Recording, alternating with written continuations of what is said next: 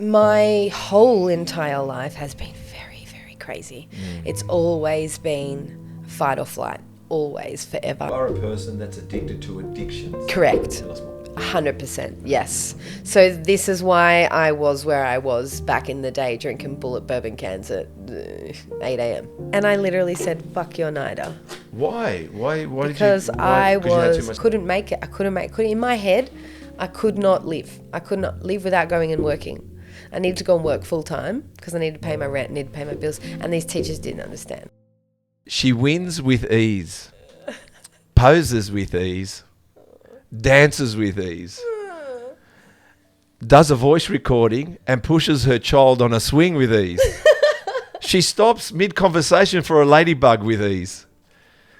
Can wear Jordans and high heels well, but not at the same time. No. She twerks, she jerks.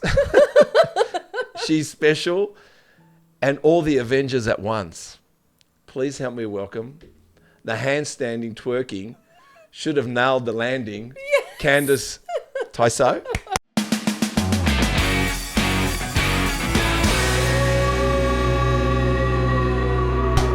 Tysoe, yes, you are the best. Is that a good intro? I love you. Thank you so my much. God, it's been a Thank while. you so much. It's been a while. I'm a big lover and I appreciate everything you just said then. That was gorgeous. That was That's like gorgeous? the nicest thing anyone's ever said. I love you. All right, cool. No, Okay, you win. You win. Well, when we connected and you were sending me all those messages that I literally had to use a different finger to because I was getting tired of pressing it. But then you'd go like, I could hear the swing. Yeah. And you go, right, yeah, what I'd be talking about, and I could hear this swing happening. And you go, but just while I'm swinging my kid, I think my kid's about to hit something. Or my kid's about to walk in the way of this kid. And then you go, and I'm going to tell you about, there's a ladybug over here. Yeah, so I have ADHD, so I go a little bit off topic a lot. So hopefully we stay on track today. I'll wingman you. I'll get you. You know, yeah, you will direct me. All right. So, first question is: do you think, after your latest dance expose, your handstand twerking, should you have nailed the landing? Yes, I should have, but that was the first time I attempted a handstand twerk last night. It was the first time, was it? It was the first time. I have done it against a wall before, but not free-legged. Okay. So against the wall, it works. Yeah, it works. I mean, you got support. You got support. You can push up against it. You can run your hamstrings on that, your toes. You got the wall. Correct. But this one was you free. Went out I there. went for it. I just was like, you know what? I watched. I said, let's she go. can really do a handstand and twerk. I can handstand pretty good. All right. So you could have landed. But better. I will practice. All right, you practice. I will practice. I'll have to tag the potty when I land it and nail it. Well, it was a good one. I'm very entertained at the moment researching you and keeping an eye on you for this podcast. I have so much going on, don't I? I know, and you you're especially with your dancing and your expressions. Yeah, I like to express through movement. That's for sure. You do. Yeah. All right. Tell you what, I said I got RSO scrolling back and pressing enter and all the wonderful voice recordings that you left me. You're a competing mum. Yep. How many kids do you have? I've got four. Four kids. Yeah. How old? The eldest is 11, and then I have a 9-year-old, and a 3-year-old, and a 1-year-old. Wow. And are they evenly kind of boy, girl? Yeah, so there's a boy and a girl, and then there's a big gap, and then there's a 3 and a 1-year-old. Yeah, so boy, girl, boy. 3 boys, 1 girl. And the girl is very, oh my gosh, she's enough. She's enough for the girl. Like, she's 20 girls in 1 girl. Which one's that one? How old? She's the 9-year-old. Oh, 9-year-old. I mean, they turn 9 and they get like that, don't they? But this chick is crazy. She's great. I mean, I'm here for it. I'm here for it. I support her and her outrageous things. I do. Well, she's very different. Takes one to know one, doesn't it? Yeah, she's very different. I know my daughter too. She's 20 now, but she used to say to me things when she was 8. And I go, her name's Ruby. I go, Rubes, I used to think the same way, but I was 18. Yes. Like they say stuff to you, go, It's very profound. It's How very old are like you? How old are you? yeah, like And was I a dummy at your age? I was kind of a dummy at your age. I think we were just sheltered. Like they've got so much going on. They have got so much. So how do you do it? How do you do everything? like everything? I mean, like, how do you find time for you to go to the gym? How do you find time to compete?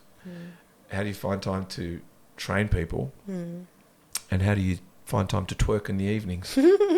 Okay, so I think it's like if someone was listening now and she's wanting to like speak besides the struggles there is, be honest. Like what is it?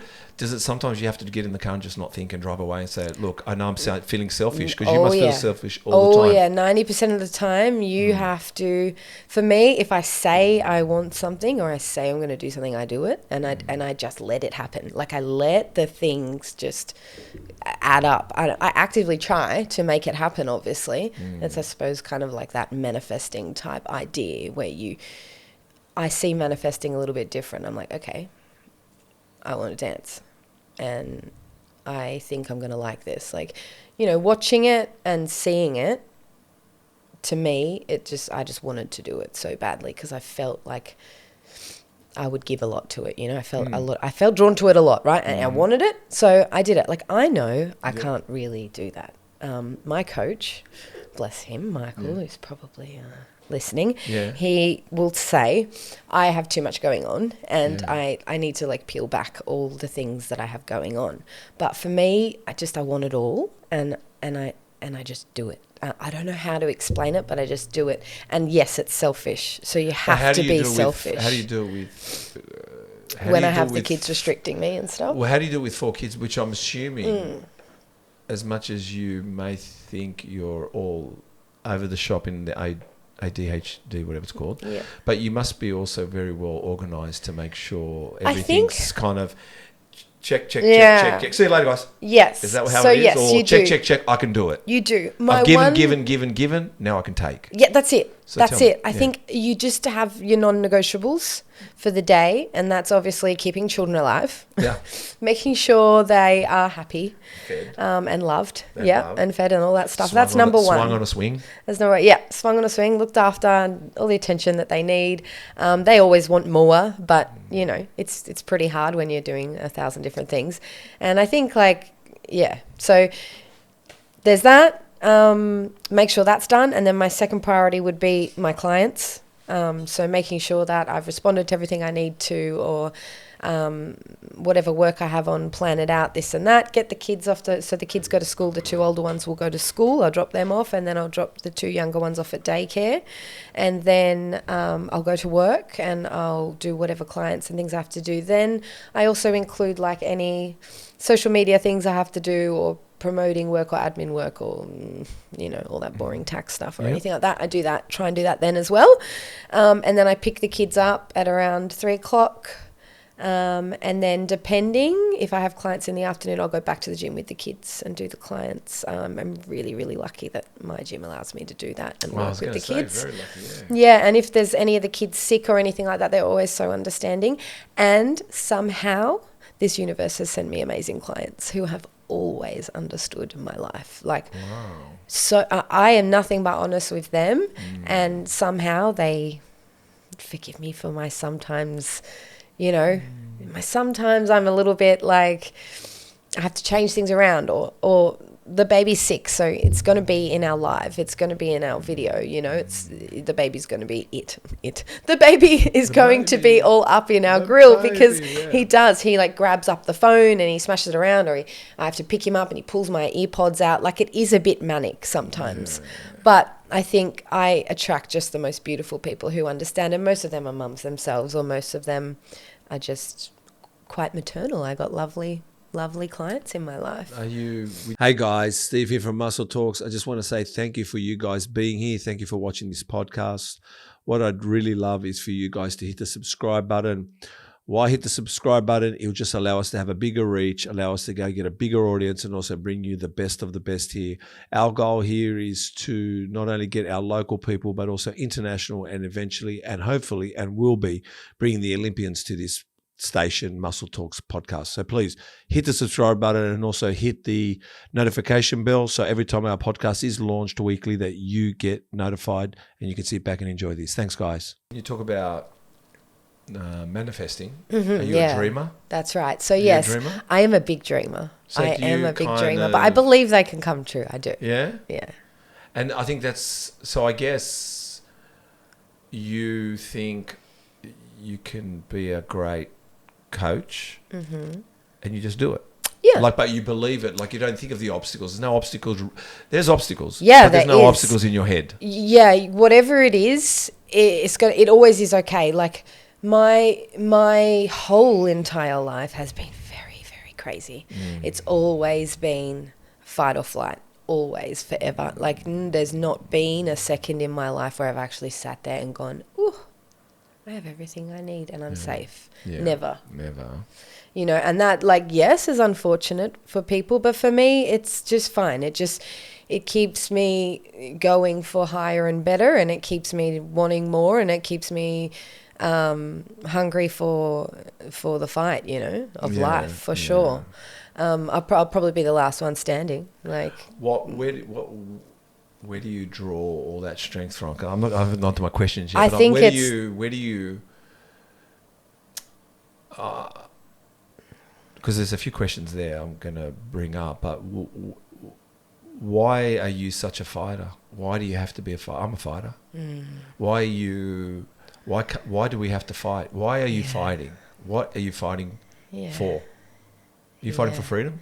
Yeah, hell yeah. I'm fighting for... It's like Dr. Phil here. It is. Go on. Are we fighting for freedom? I feel like it's fighting for the redemption of your younger self. Acceptance? It's like, what about acceptance? Just... Love? No, you want them to know who you are?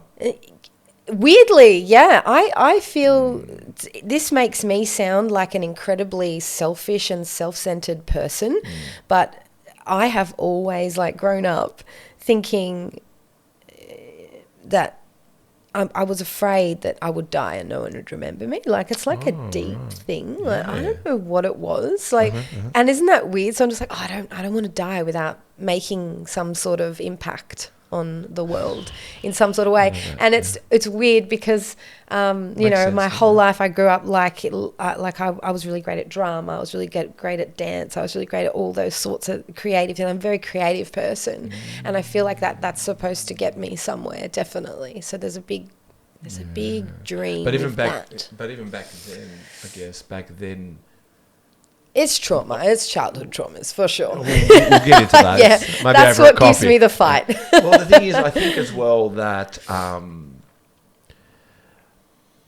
like, my daughter's, she's a triple threat. You know what a triple threat is? Oh, right? yeah. You know what a triple threat is. A singer, dancer, and actor. Yes. And she studies at ED5. I don't know if you know. Wow. At South Stratfield. Very cool. You know. Very cool. See, not many people know this. That's extremely amazing. Cool. That's really she's cool. On a final well done. year. Congratulations. Yeah, she's my mentor. I bet feel she like crying is. now. Oh, honey. She's a beautiful. No, she's everything. Because you're proud of her. You're proud of her. She's got grit like I've never seen grit. She got it from you, for God's sake. And you know what's the wonderful thing? You didn't have to put her through all this trauma to get that. That's just something that you gave her. No, she went through it. Yeah, and so my kids, but it's not as bad. I didn't put the trauma through better. her. I didn't do the trauma for her. Exactly. We protect them and look after them. Yeah, but she's but what I was saying is, I guess as well, what I'm getting from earrings you. Are massive. I know. Chris is dodging each time you turn your head. Stop it. What I said to someone once was, someone said to me once, and you concur if you think. They said to me once, why do you need people to tell you you're doing a good job? Just say to yourself. I said, well, I guess I don't need people to tell me I'm doing a bad job then. Like, it's equal. If you think you can tell me I'm doing a bad job, you can fucking tell me I'm doing a good job. 100%. Like, when do you think you've got rights to tell me I'm not doing a good job? 100%. Why should I listen to that? If you think I don't need to listen to good jobs. And so many people are happy to tell you how shit you're doing. I said to and Chris then the once, second you post a slutty dance video, two people like it. You know what I'm saying? Like, this is what I'm saying. Well, the minute you level up or you, like, start to do something for yourself and you really, like, just fuck everyone else. Yeah. You grab it, you go with it, and you fight for it, and you get it, yeah? And everyone else in the meantime is just going to, like, they're kind of going to want to keep you down. Well, they're no going to one- want to keep you down on the level. But it's second nature. Like, I look at people and I go, oh, not you, but I go like, here's so-and-so doing that dance again in her bedroom. And I go, Yeah. wait a minute, like, so what? Yeah, so what? Why do you should care? I judge her? It's true. And then I look at her It's again, true. there she is again doing her dance. Yeah. You know what? Because I know I'm being a fucking prick. Yeah. I mean, like, why does it matter what does it matter? anyone's Like, doing? go for a girl. Yeah. And Kick ass. that's why I feel like... I mean, unless it's like really but cringy and bad, well, and then you just scroll past it. There Maybe we don't just do go, the like. look, Maybe you don't know what? encourage it. I keep liking it so they can get worse. I like some people are good to watch for the train wreck factor for sure. It's got to get worse than that. It's It's getting worse than that. It's fucking bad. I'm G'ing it up. So, like I said to you, why would, like I said, Chris has been in meetings when I've sat with people and they say to me sometimes, I say to them, I don't fucking need to hear your negativity. You know what? When I walk in this room, you just tell me I'm doing a fucking good job and let's leave it at that. That's it. I said, that's all I need to hear. And they go, That's it. I go, no, that's all I need to hear. I don't need to hear all your other shit. And they were like, and that's kind of like how I roll that. I guess compliments. You came in earlier. We had a theme here as well. I mean, we're doing back-to-back podcasts. But having said that, and I think he's mentioned about all the positivity. He's such a positive person. He is a positive person. He's wonderful. And we'll go from there because I'm thinking in my head at the moment. When did competing capture your attention? Oh yeah. And I believe it was. I'm going to go a little bit more into that. But when did competing? Because we're going to go back to training. But when did competing catch your attention? Yeah, sure. So, do you know, I can't even remember the name of the lady at the moment, the chick that I was looking at, but I actually competing. Okay, I worked at a gym and there was a couple of chicks that were doing it, and I would see them posing in the middle of the gym, and it looks so cool. It looks so cool. Yeah. I wanted to do it. Yes. Yeah. And that inspired you watching them competing? Yeah. I was already training and living pretty similar lifestyle. So it was, it's just kind of like, oh, that's what you can do with this, you know, like it's not all for nothing, even though it wasn't for nothing. I started, I assume we will get to that part, but I started for mental health reasons. So I've got those questions, yeah. Yeah. So I was already there doing that stuff. So you were training, you saw that. How many kids in were you when you saw training? When you saw competing, sorry. Yeah, two in, yeah. Okay. So I started when I was 2 kids in, yeah. 2 kids in, okay. Yeah. And was it supported by your partner or at the time? No. My whole gym working there, hanging there, going there was not supported at all by my first kid's father. Yeah. Why? Other men. It was a jealousy thing. It was a jealousy thing for sure. But to be fair, the relationship wasn't the strongest in the first place, and then when you have a partner, when you're in this job like I am, you're in this lifestyle. Yeah. If you have a partner that doesn't understand it, it's really hard to explain things to them because they think we are only worried about our appearance and our self and our we're just trying to be sexy for men or women or whatever the way it is. Yeah, we're just all about being it's so much deeper than that, and they will never understand that. He would never understand what I was doing, and what I was doing was creating a stronger, less fragile version of myself to give to him and our children. But that was misinterpreted as I wanted to go to the gym and hang out with buff boys. And, when I say to be fair, there's no fairness. Yeah, I know. It can be also women, but what I'm saying is also fairness is, it's our fault, not your fault. Not saying your fault going to the gym. It's kind of like the insecurities are our own. It's his. Yeah. And if he only dealt with them, it could work.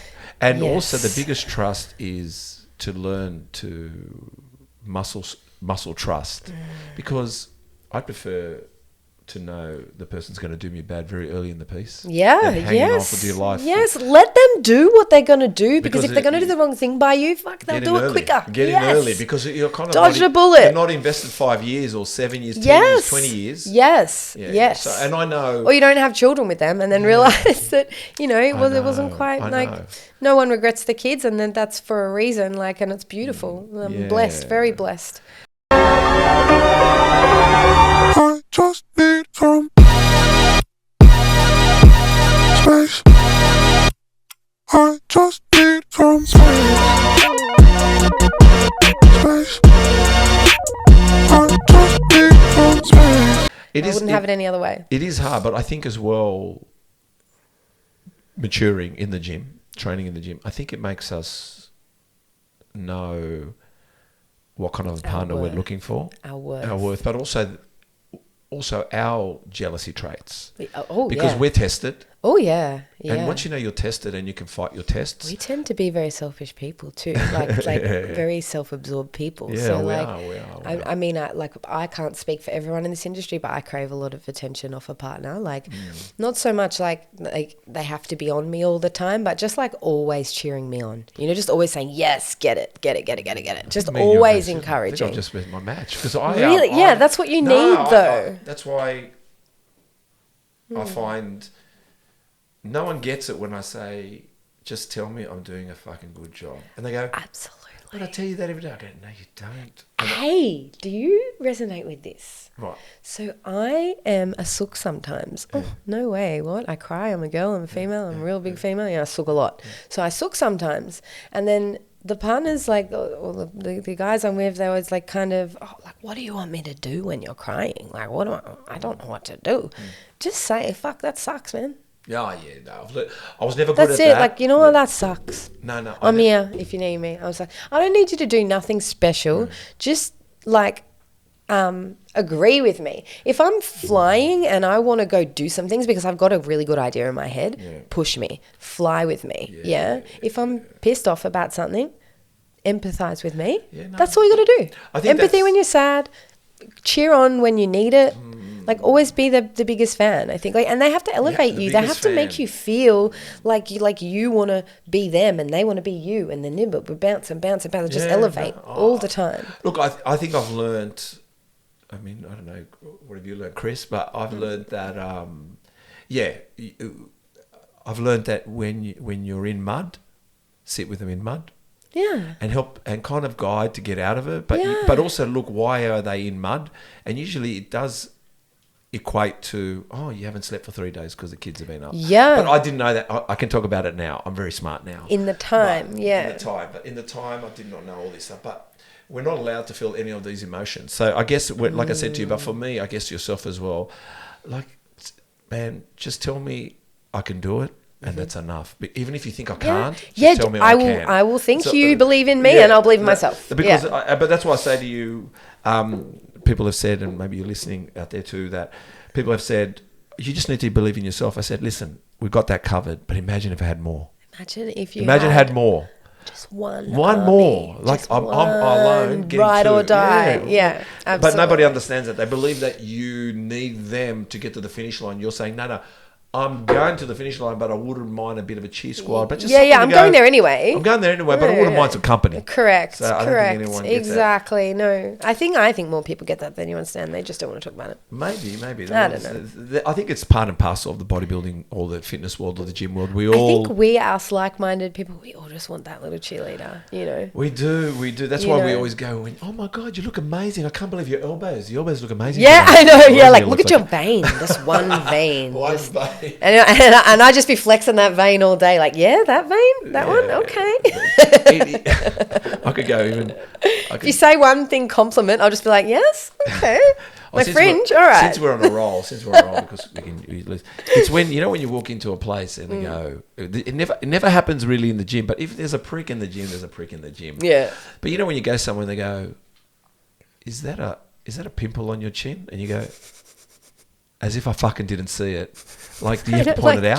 Thanks, do you have to fucking point I it didn't out? look in the mirror doing all of this when I left the house. And I know when I see somebody, and let's say someone has got a pimple on their chin, I'll go man, you got beautiful eyes.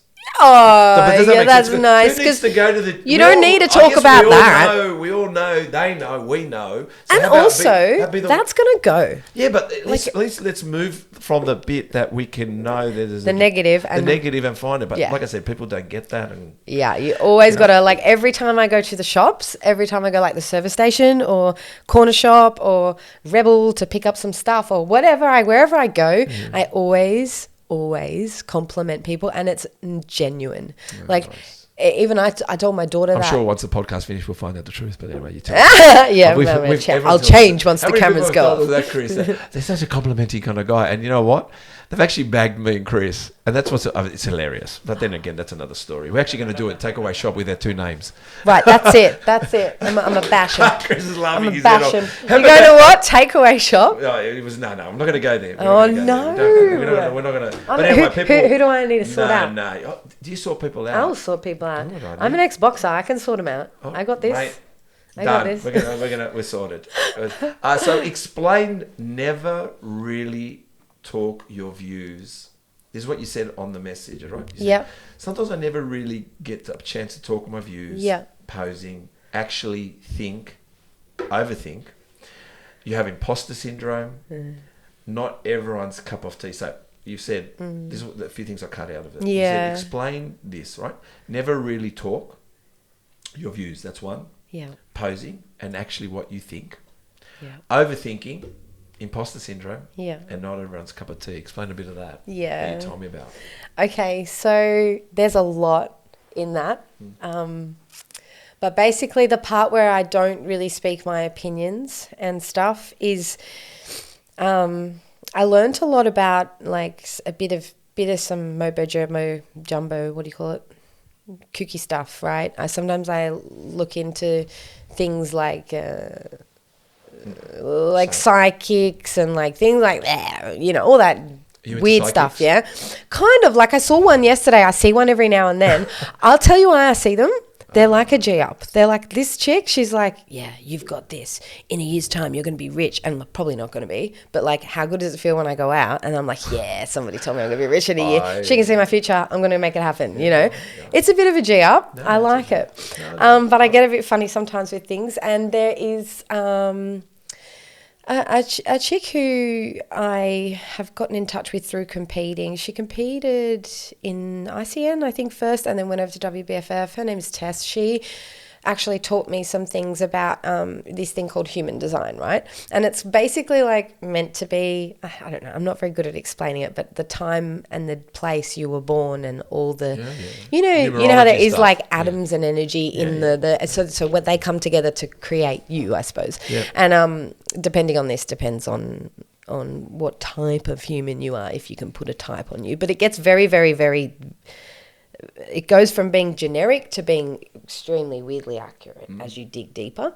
But there's this one, and it's the type of person I am, and it explains it very well. I've never felt actually validated until I knew this, that I am actually meant to be quite knowledgeable and guru-ish, I suppose, in the field that I'm talking about. But I don't like to talk to people unless I'm asked, because I feel like I don't want to wait. I put a lot of energy, and a lot of people ask why I don't do like free content, like jump on Instagram and say, pose like this, do your feet like this. There's a hot tip if you do that.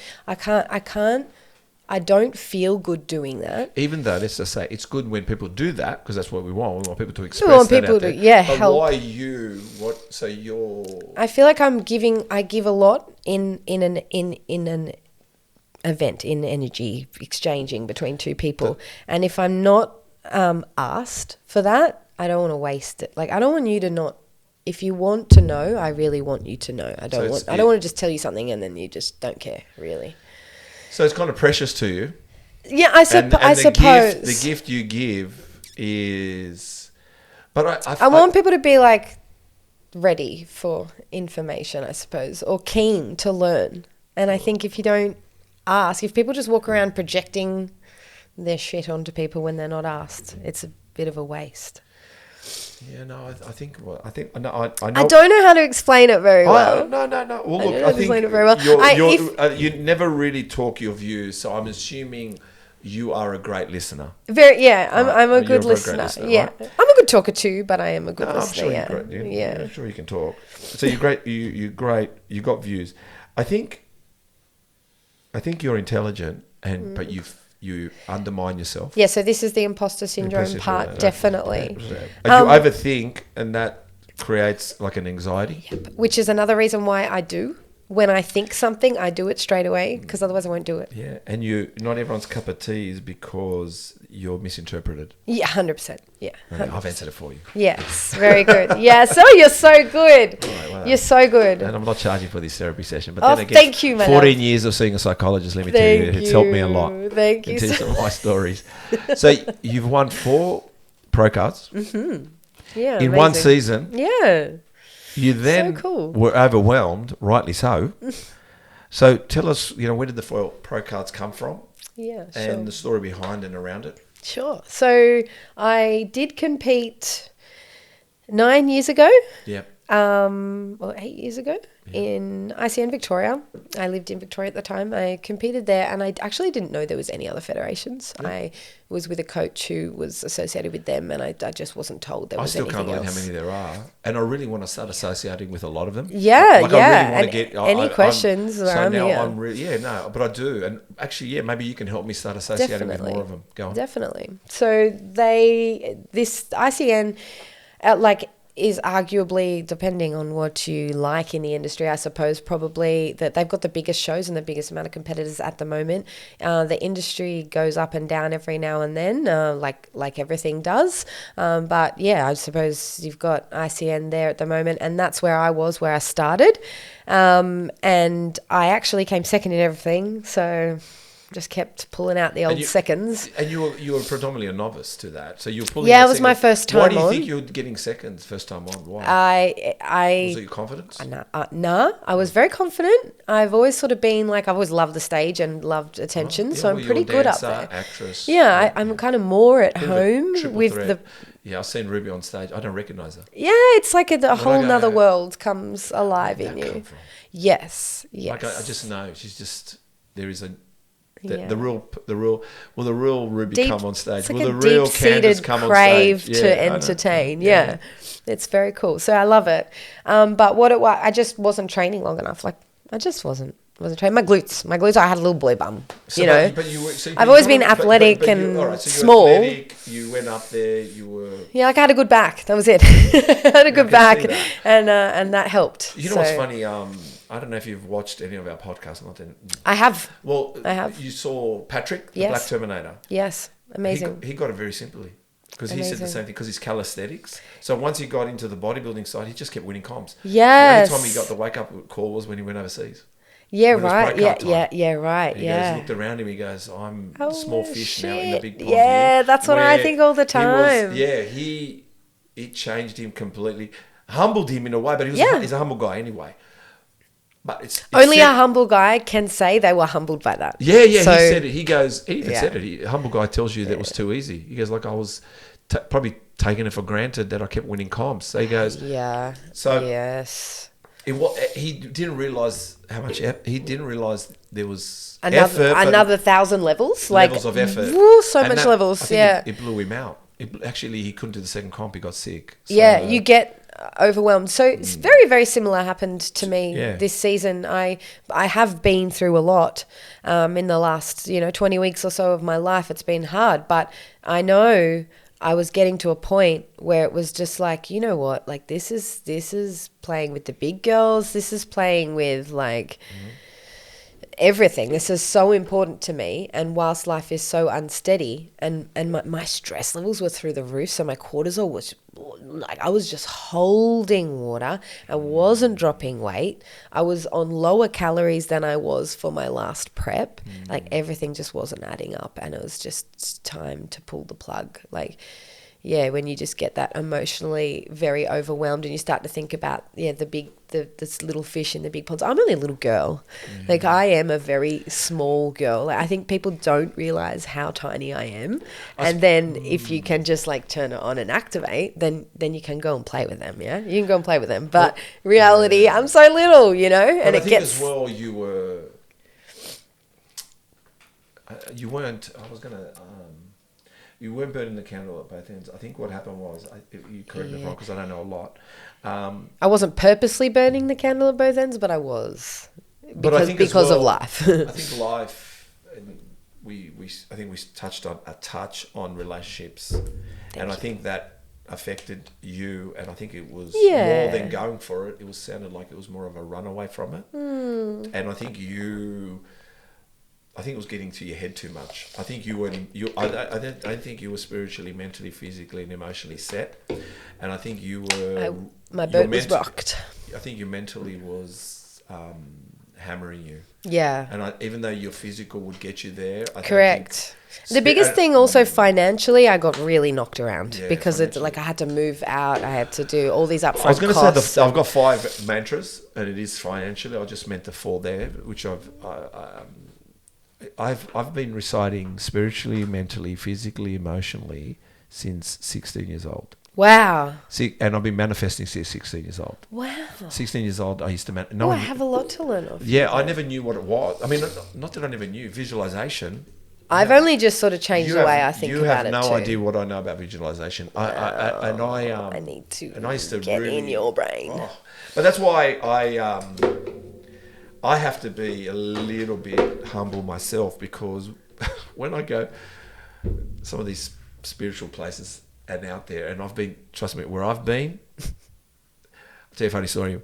I remember I'll call her Giselle. I don't like saying ex-wife because I said it anyway. That's nice. Yeah, I like to call my ex Callum too. Yeah. So I remember once she wanted to send me to a retreat, and it was in King's Cross, right? Oh, wow. Don't ask me where it was. Okay, spiritual retreat in King's Cross. I like that. And I remember going there. She goes, "Look, I'm going to drop you off. You're going to go and get some relaxation done." And I said, "Oh, all right. Well, I guess I'll go." And I remember going, and I get this key, and the person goes, "Yeah, just go down there. There's some lockers there. Open the locker and you'll get your stuff." And I went up, and she goes, "Then put your clothes in there." So I open the locker, and all I see is a toothbrush.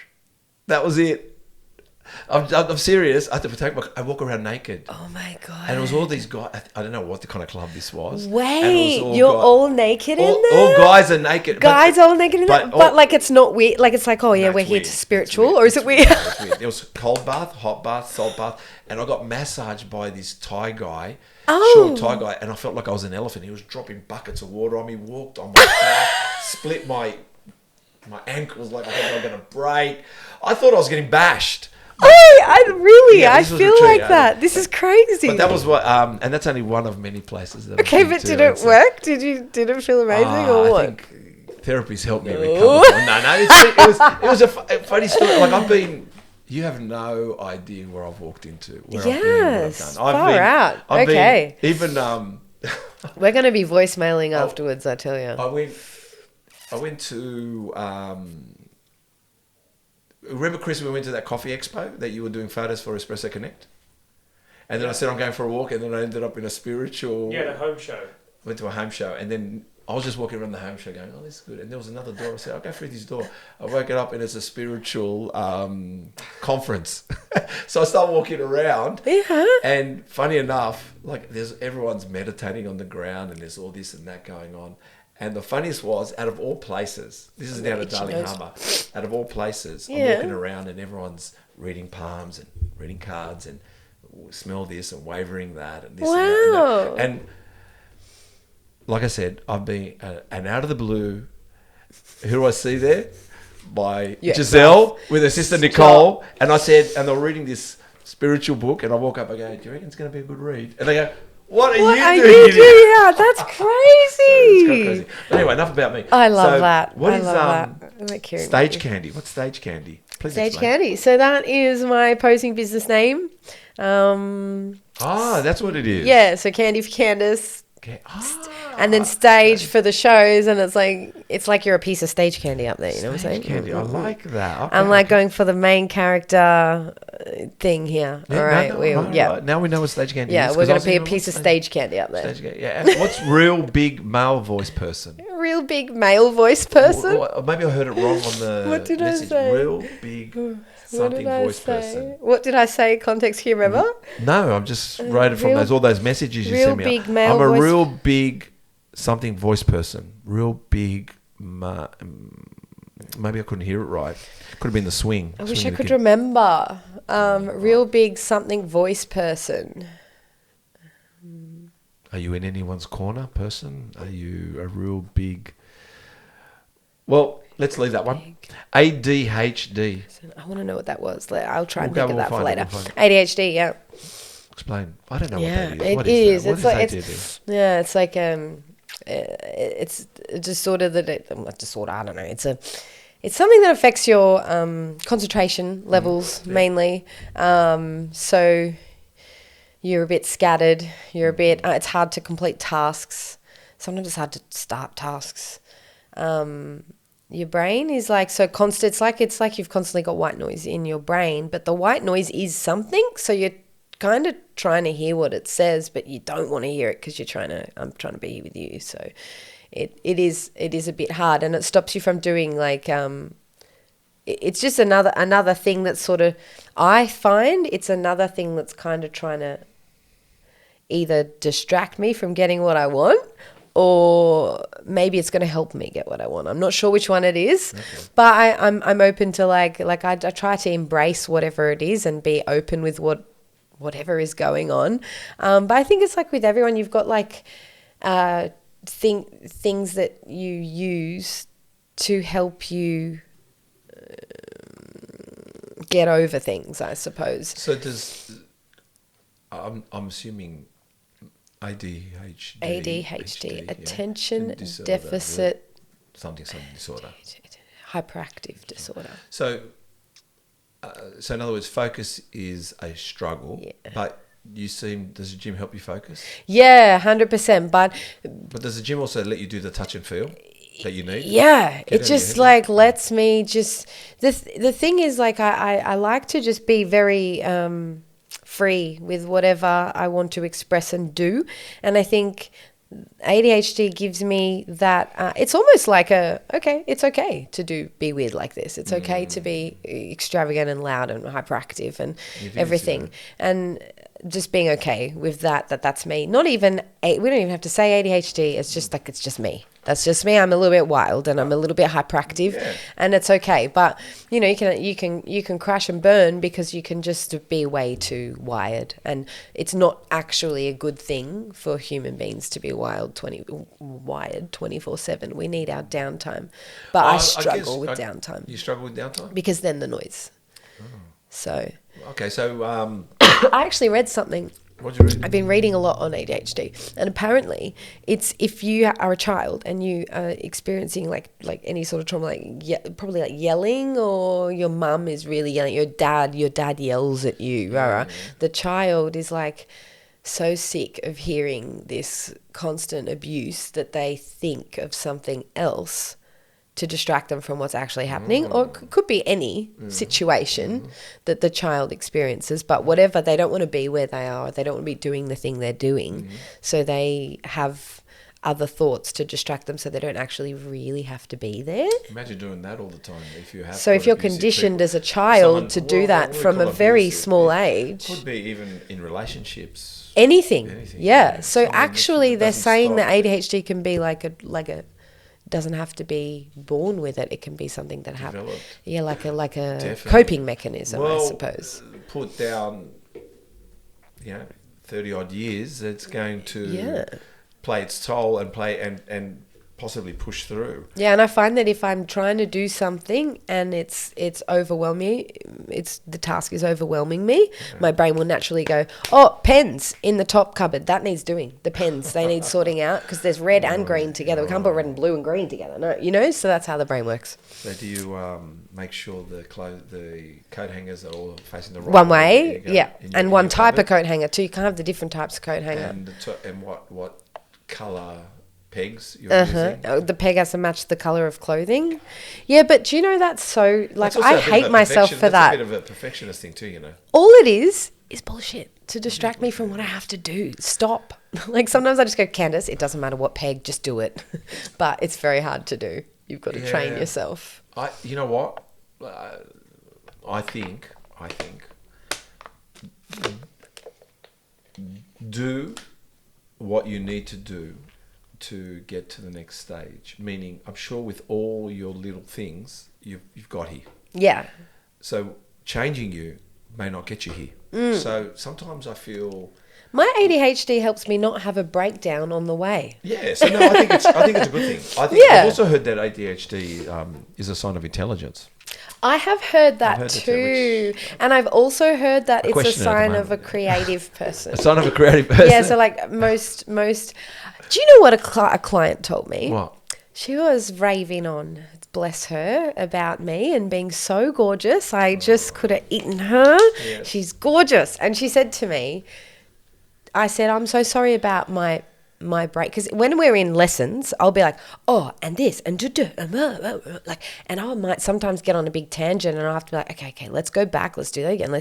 Because sometimes my brain gets I'm so excited about what we're doing that I'm just like, and then I'm all of a sudden this person who's just like, you're so hot, you're amazing, I love you, we're going to win this, let's do this. Like I'm the biggest G up ever, and I get so over it. But this client said to me, I said, I apologize for that. Like sometimes I get a little bit, overwhelmed and crazy. And she's like, that they say that the most disorganized and the most scattered people are actually the most creative people. Oh, most definitely. So if you need something creative done, you would be more likely to go to someone like that than not. Oh, look, there's, I think perfectionism is a crime, but also not being sorted is like it is so bad. I just feel like you have to kind of walk away. And like you get stuck. You just get stuck. Training as well, since we're talking about training too, it's like, you're never, like even myself right now, you're never going to be in the best shape always. And you've got to be okay with that. And also you've got to be okay that you've done the hard work and you want to smash a pizza tonight. Like you need to find that happiness in between. But I think what you need, because what I don't think anyone does, is I always console myself to know it's okay. So what I mean is I could sit there and say I shouldn't eat this pizza, and I'll go, no, there's so much protein and good stuff in this pizza. I'm smashing it because I've done all the hard work. I've had enough tuna and rice. Yes, I'm going to smash this pizza, and guess what? This pizza, there's carbohydrates, there's some sugars and salt. It's all stuff you need. I'd say stuff exactly just because. So I think I console myself saying, no, this has got stuff I need. You got to pull yourself up sometimes. Yeah, and also I know if I've had too much pizza, I'm thinking, hey, calm down. Pull yourself up sometimes. Yeah, that's it. I think the other thing was in my, even now, when people go, I'm stressed. This is, in all seriousness, just came to me now. I'm stressed. And people go and grab the chocolate. I go grab a tuna. Yeah, don't ask me why. I'm happy. Like, I'll go, I'm stressed. Where's the tuna? Really? Because it makes you feel better to be on point. That's how everyone should be. But that's not about. It's not about. Why do we self-sabotage with horrible things? No, but what I mean is, I understand the chocolate people want to have ice cream and they're upset. I have literally. I'm just remembering this, and even again mentioning her Giselle in there, where I've gone like, fuck it. I need tuna and rice. It's like a comfort food. To calm me down, and I haven't abused alcohol with it, if that makes sense. Of course. There's no regret once I've eaten it. I think the regret adds to the feeling. I think that's probably half the reason why you can't. Yeah, and I think I've got away with it. Oh, I wish I had that habit. Just grab a tuna. Okay, I might do that then. Next time I'm stressed, I'm gonna be like, grab a tuna. Give me a tuna and make sure it's Serena with olive oil. Now give me the chili one. yeah. I won't even have the sweet chili one. I'll have the plain tuna and the olive in the... No, don't go plain. Go olive oil, please. Spring water? No. I can't do the spring water. I can't do the brine. Fuck we need that. some... I need some olive oil, mate. It's my European blood. I like the sun-dried tomato one. No, I go with that. Don't worry. Okay. Stop. Don't make me think now brine and spring water. So you started training at the gym after your first son. Yes. Having postnatal depression. You took antidepressants, saw a counsellor, and still no better. Doctor recommended you to go to the gym. Then you fell in love with the PT guy there. I did. And you kept going back. Yep. Tell us more. Yeah. So tell us more before you fell in love with the PT guy. Yeah, before I fell in love with the PT guy. Which was probably one of many relationships which didn't No, happen. Which he didn't happen. didn't. Like, it happened in my mind every day. It happened in my mind. I still remember. He was delicious. So tell us. I have suffered depression, anxiety. Little did I see it coming, but mine was medically induced. Okay. So, but I think burnout also got me, but I could have done a better job with it. But we all could have. Don't. I don't. No, I have no regrets. I'm so happy with what I've gone through.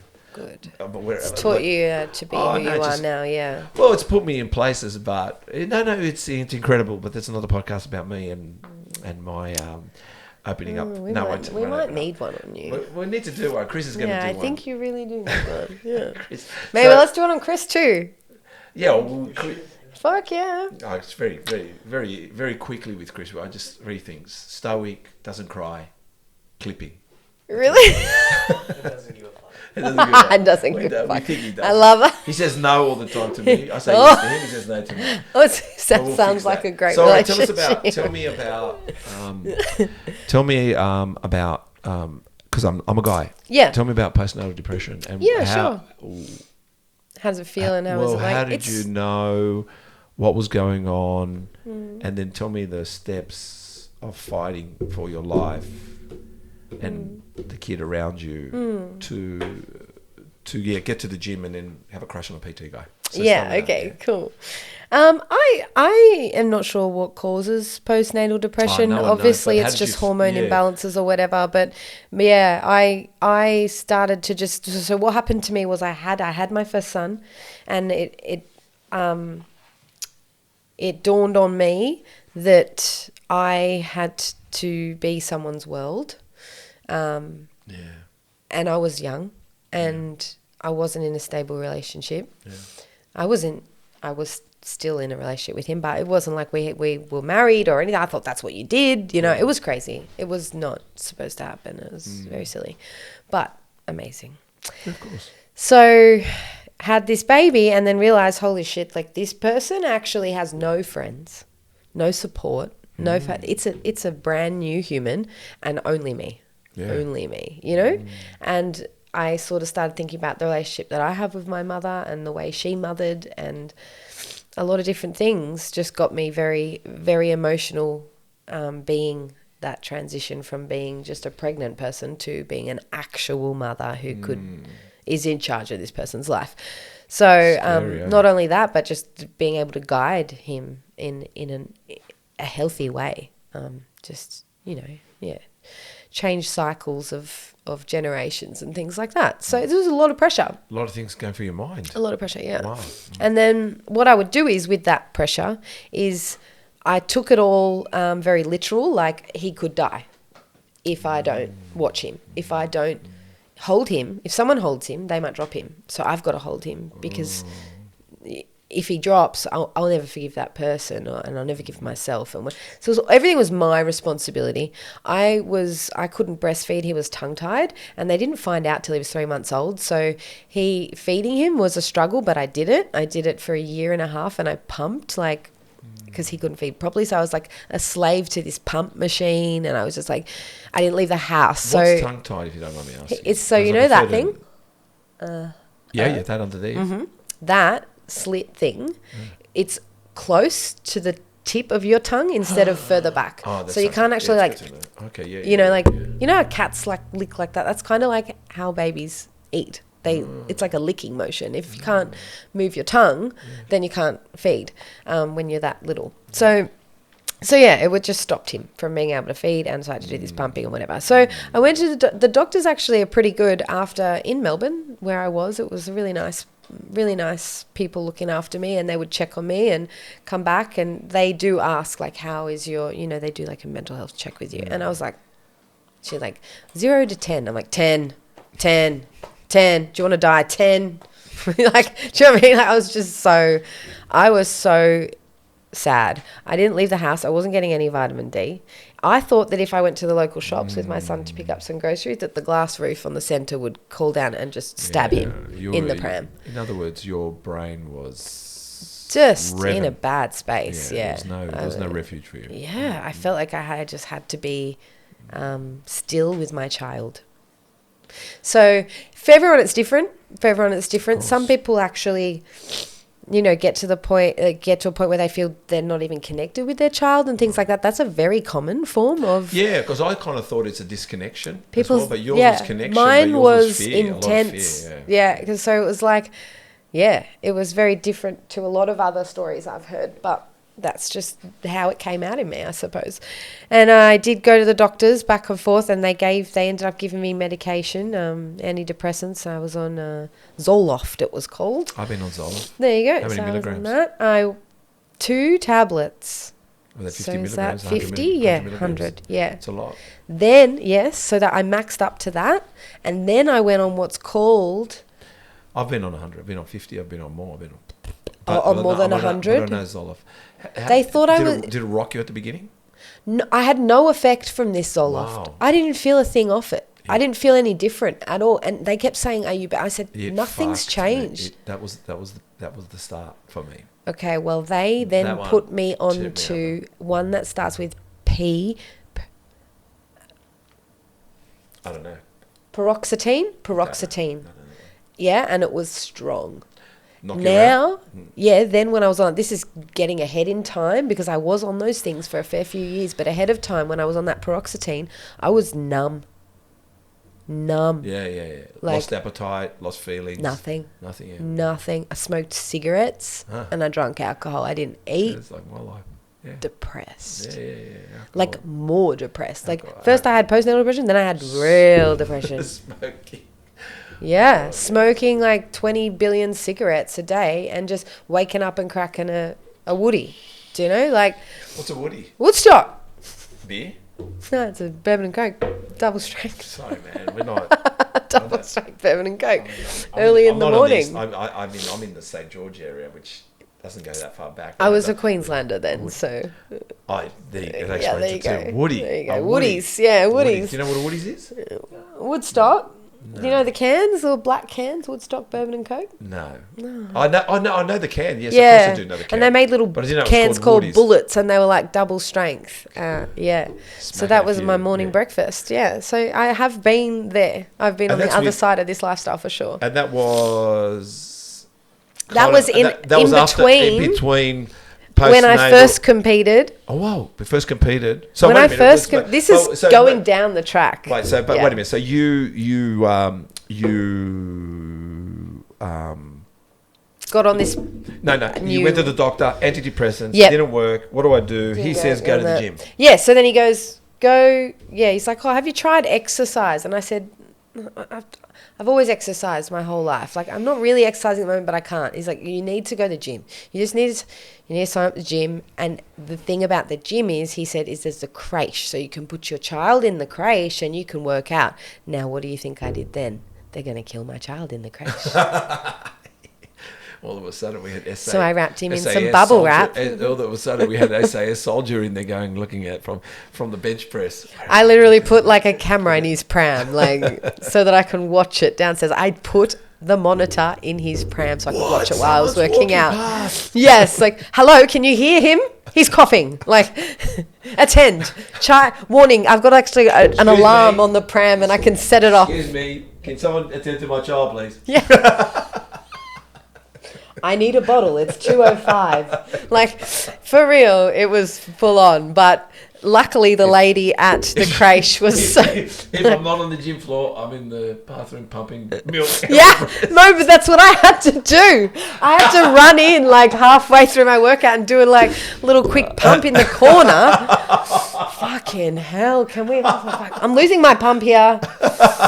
If I can just do one more, I can have a little half a pre-workout or something. Some mums out there training, doing 100%, 100%. And you know what some mums do? They're training and their boobs are filling up with milk and they're dying and they're like this big and they're angry. Oh God! And you just need to feed your child, but you need to get this done. So like, there's a lot of things being a new mum and going there. But then we noticed it was helping. Yeah, so it was But really what helped helping. as well was a cute PT guy. It was very, like, so I went there and I dropped the kid and I came in and I was like, oh, who's this guy over here? So a bit nice. And I was definitely not in a position where I'd ever approach someone like that. Plus, I had a partner.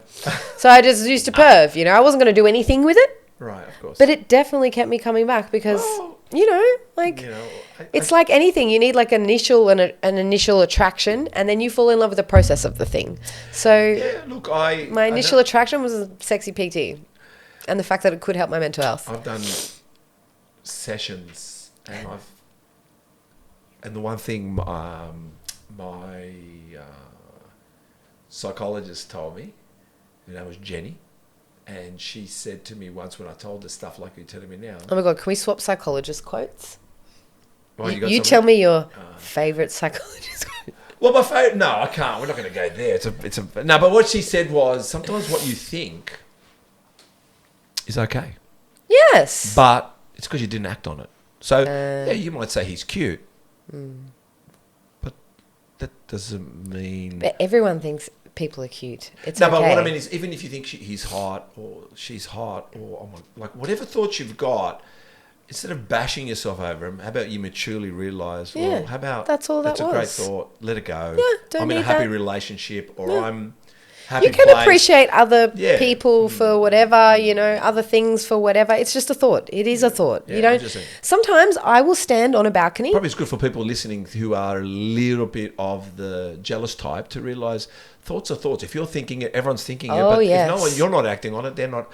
Like, Absolutely. And you know what's another thing too? You can appreciate someone's look and their physique, I suppose. In our industry, we tend to look at people's physiques and stuff. Look, before you go on, I know. I check out bodies. I've been doing it for 30 years. I'm like... Are we even in this industry if we're not doing that? A girl could be walking past and someone go, well, glutes. Whoa, what are you doing? And you go, man, have you seen the hammies on it? I know. Or you go, I know, and you're not being pervy. It's appreciation. Or you go, have you seen the symmetry on that person? The shoulders match up perfectly with the know. quads. It's amazing. But the people that don't train don't understand. They don't understand because we are perving. But we are perving of going... We are perving with appreciation. You can look at the guy and you go, Jesus, that guy looks great in those Yes. jeans. Look at the gluteus on that guy. I look at girls and think that, but I look at guys too. I'm like disgusting the way I speak to my girls. I should be like in trouble for sexual harassment with my girls because I'm like, I tell them all the time they're amazing. Calves. Look at his calf. Look at the calves on Chris. Woof. I know, and that's because he's wearing 6-inch heels. Hammy hanging out here too. I know. Did you see the hammy on him? I said the same thing yesterday to him. I touched his leg. I go, mate, nice divide Crispy here. butt. But he doesn't. I'm Crispy still waiting for him to say butt. something nice about me, but he's stubborn. Oh, he's not doing He's it. stubborn. You know why? Unemotional, won't cry. It will be really good one day. It'll be like I don't know. 20 compliments in one. We did say he will save it for when he gets on my private jet, if I allow him on. Oh. Once he's on and I'm lighting up a Cuban, he can compliment all with like... I better be on this jet too, please. Maybe, all yes. I'm saying is I mean, I'm normally new here, but I'm going to claim you guys as my friends, and I'm coming on your jet. I'm coming on your jet. You've gone to the gym. I've continued to go back because of the trainer. You've put the kid in. Yes. You think, what am I doing here? And then, but you're going, but this trainer's entertaining. And it's probably building a confidence and a desire in you. It's disconnected from yourself. Yeah. So, which is, I think, good because only you can understand how much hell mental health is. It's fucked. Yeah. So, if that little desire that takes away from your pain, because you're not entertaining it, it's just a desire got you there. So yeah, you kept going, and then what? Yeah. You decided that I like this gym. Yeah, I actually seriously probably 2 weeks into it just went, that's it. Certs, let's go. 2 weeks in. 2 weeks in, I was just like, life change, certs done. Wow. So I spoke to the owners of the gym and I asked if they'd let me do my certs here and use the equipment and train with the trainers and learn everything. And they were so supportive and lovely. And then I ended up running my first classes there with my Which gym was Cert that? 3. That was Pulse Fitness in Hornsby. Pulse in Hornsby, Sydney? yeah. Hornsby, Pulse Fitness. Pulse Fitness. I don't even know if it's there anymore. That was a long time ago. It probably is though. Same I don't PTs there know. probably too. That hot guy, if you're, call me. Single now, call me. Call it. You're single guy. You want 4 kids? Pulse Fitness, personal trainer. I don't know. Like And he was like Islander looking, all right? So Islander. there's a hint. Yeah. If you're an Islander guy at Pulse Fitness and you've been there for at least 2 decades, Yeah. look, Yeah, at least 1-800 2 Muscle Talks, or go to What Muscle Talks? Is that Stage actually Candy. your number? No. I know. Stage Candy. Stage Candy. Stage- Stage Candy. You want me to have all these guys, Islanders now saying, Just Islanders. "It was me, for Pulse." I'm okay with that. I'm That's okay right, with we're that. not live. It's going to be many weeks away. You get time to build up a relationship. I'll get tired. Well, it won't last anyway. It won't last, no. You have a few kids, 4, Yes. and you talk, postnatal depression. So, all right, so you keep going back. He doesn't notice you, No. and you start creating this repetitive, constant routine. Yeah. Right, that's what I'm thinking. Yeah, because the creche was really good. The creche was only open and you that also, time. and you said because you are a person that's addicted to addictions. Correct. Tell us more. 100%. Yes. So this is why I was where I was back in the day, drinking bullet bourbon cans at 8 a.m. because that was my habits. And once I do, like, I am. Were you a smoker before? Yeah, I've always been off and on. My mum was a smoker. My whole family were smokers, really. So it was like kind of normal to smoke. Yeah. So I always was off and on, and I never really was into fitness. So I suppose I just bloody smoked. So, and then I got into fitness, and whatever, halfway through, I had this, I moved to Queensland, and that's when I sort of started noticing things like habits really started to, I got just get addicted. So like if I worked at a TAB, for example, in that TAB, there was a bit of gambling going on, and I got very addicted to the gambling and lost most of my wage gambling. You know, like another sad story. Tell us more. Tell us more sad stories. Tell us more sad stories. And then, cigarettes, very easily addicted to cigarettes. Vaping, very easily addicted to vaping. Alcohol, I was very addicted to alcohol. Just habits. Is this so also, even the way... Is this also through training too? Some training? of it, yes. Usually when I had a big break through with this lifestyle. I had like a fall from grace, I suppose, in between the 2 shows. So my very first show and then the ones where I came back. So I had obviously years in between them, 5 years in between them. And for about 3 of those years, I was very off the rails, or 2.5 years, very off the rails. Even while you were training? No. So I stopped training, went off the rails again. I still boxed. So I went and did boxing and started teaching boxing and being in that whole martial arts scene. And it's very different. Like, it's not about your lifestyle. It's just, to me, it was like, we've got some skills and we're pissed off and we want to use some energy, so we smash some shit around, and that suited me at the time because I probably was a bit angry and a bit, my life I wasn't really happy. I was a bit of an angry person, and I was, I guess, stuck in victim mode. And I find that that's what happens. I get in victim mode and then I just will cling on to something. And it's usually the people that I hang around. So I've since learned a lot about hanging around the right type of people. And I think you've got to learn that the hard way. If you have a fall from grace, hopefully you have the right people in your corner to get you back up, I think it's... it's culling. You got to cull. You got to cull. You don't realise it because you realise you can't. I guess, let's say you want 5 good friends. Yeah. And let's say one of the 5 is just dragging it down. Well, not only dragging it down, but maybe they're not. Maybe they were happy you were a smoker. Maybe they were happy you were a drinker. Yeah. And now you're stopping. They say, well, who do you think you are stopping drinking? Who do you think you are stopping smoking? Oh, what? Because you go to the gym? Well, that's the time you cull. Yes. And that, because what 100%. happens is you still need 5. It just lets the 6th person come in. That's probably a person who trains and is healthy. Correct. And it and helps then you can drop off the other one. Yeah. So, there's Alex Hormozi said something that he goes, most people, when you're down, want you around, which sounds like a rhyme, but when you're up high, they want to pull you down. And That is and most usually people. when you're up high, it shows them what they can't be. Yeah. And no one likes that. So highlights their flaws. yeah, highlights their flaws. So I think Yeah. it's very important that you you do like I said, you got to cull. I've culled. And actually I think you have to cull a few times a life. no, you have to cull, but you also have to realise, look, it's not, sometimes you don't cull people because you don't like them. Sometimes you realise, Sometimes you It's- really love the people you have to cull. yeah, that's what I'm saying. Sometimes you realise the that hard that's the hardest part. But you have to, because why it is it's good for them. Mm-hmm. It's actually good for you. So I find that culling is important. But so I think, does the gym keep you away from? Yeah, for sure. From any bad habits, Any of bad course. Because I am, like I say, very easily dragged into, like, I'm my whole life, if I haven't kept focus, and that's what the fight or flight thing is. I Yeah. think that's what saves me a lot, is that if I don't have that focus on and that going, and I have time to stop and like, and maybe I have time to grab onto some things that are quick fixes, because I like I say, if I want something, I want it now too. So I'm a very impatient person. So being a bodybuilder is like the least thing that I should be doing, right? Because you need so much patience, but it teaches me, and I'm It's a long addicted to that lifestyle. I am addicted to waking up in the morning and taking my sups and cardio and breathe working on the floor, doing my vacuums. I'm addicted to the routine and the lifestyle. And if someone What's comes in and vacuums? Tell us about changes that, vacuums. yeah, What's vacuums? you need to do vacuums. So it's like We're not talking about. it's an internal ab exercise. Dyson vacuuming.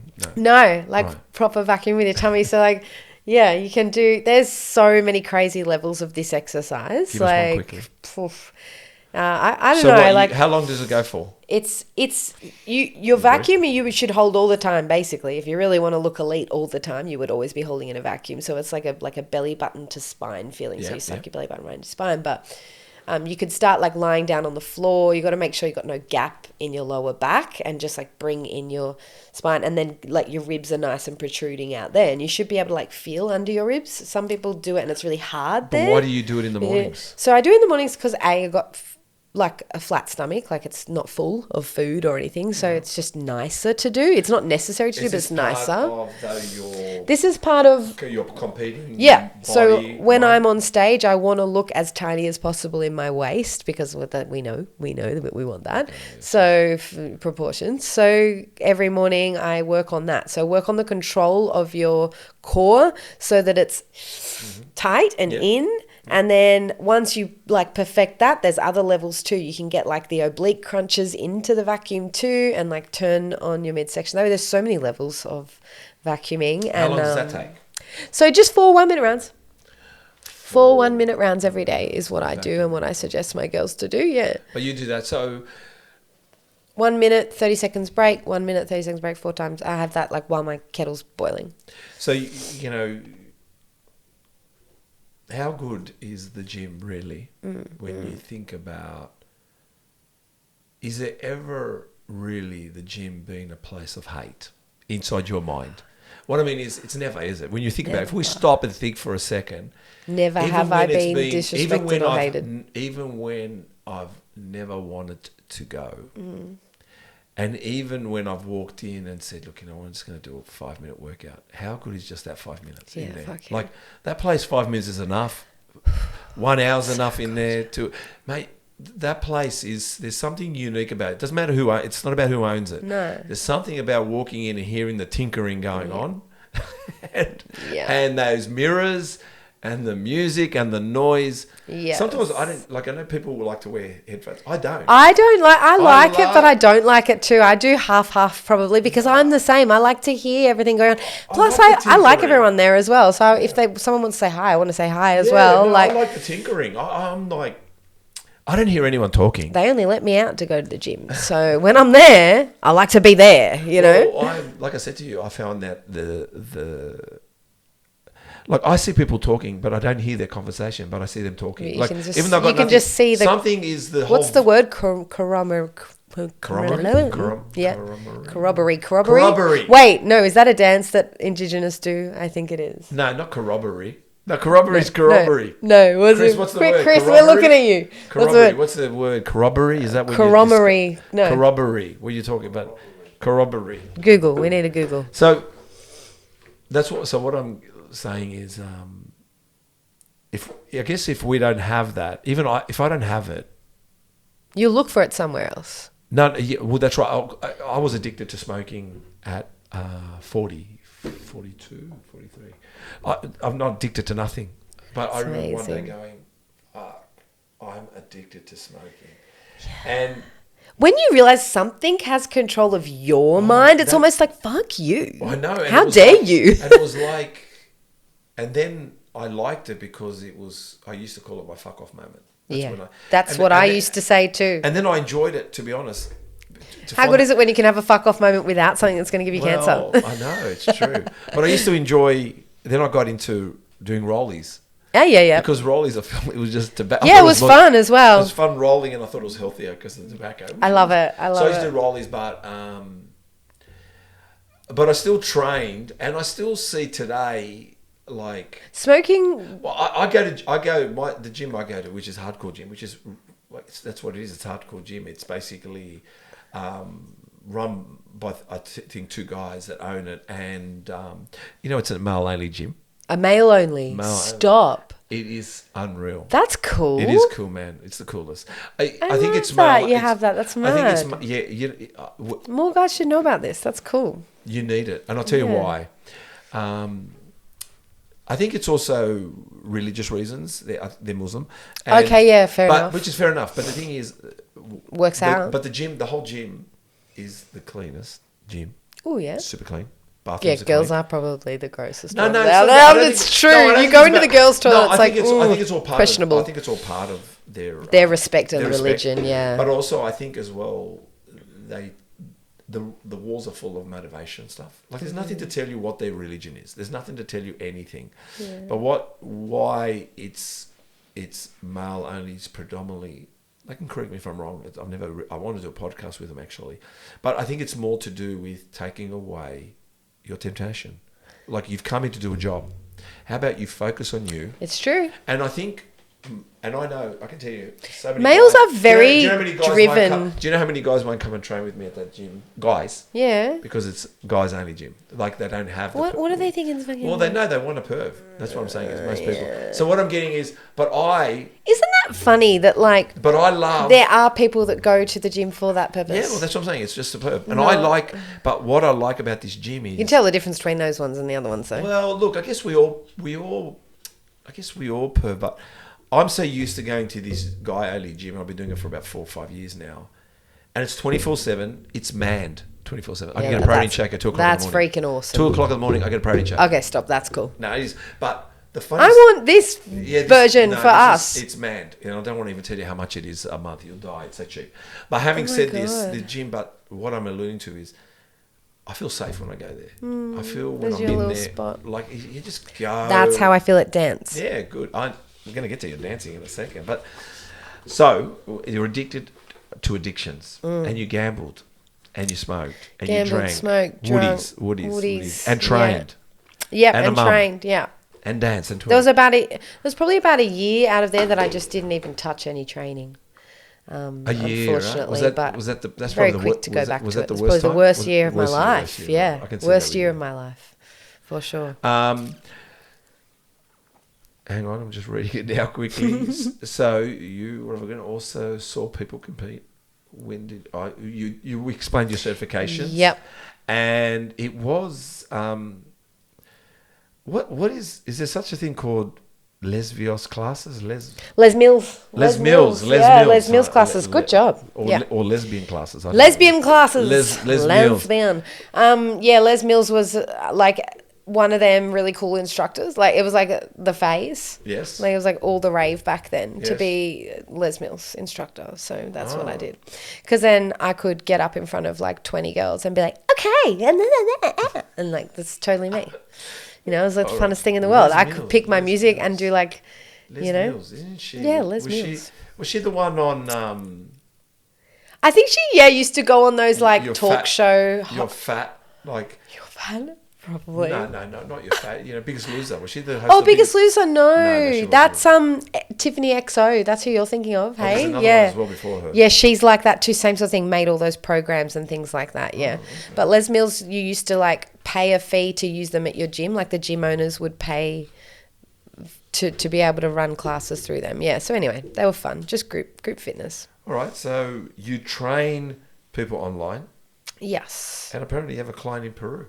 A client in Peru. Do you have a client I've in got Peru? in the Philippines. In the Philippines. Oh, Philippines. Yeah, Oh, Philippines. sorry. Yeah. Maybe it was No, a I swing. may have said Peru because I'm a little like that with P. I'm like Peru, Philippines. No, she's in the Philippines. Philippines, yeah. Yeah. So she's doing actually natural bodybuilding over in the Philippines. So yeah, it's exciting. I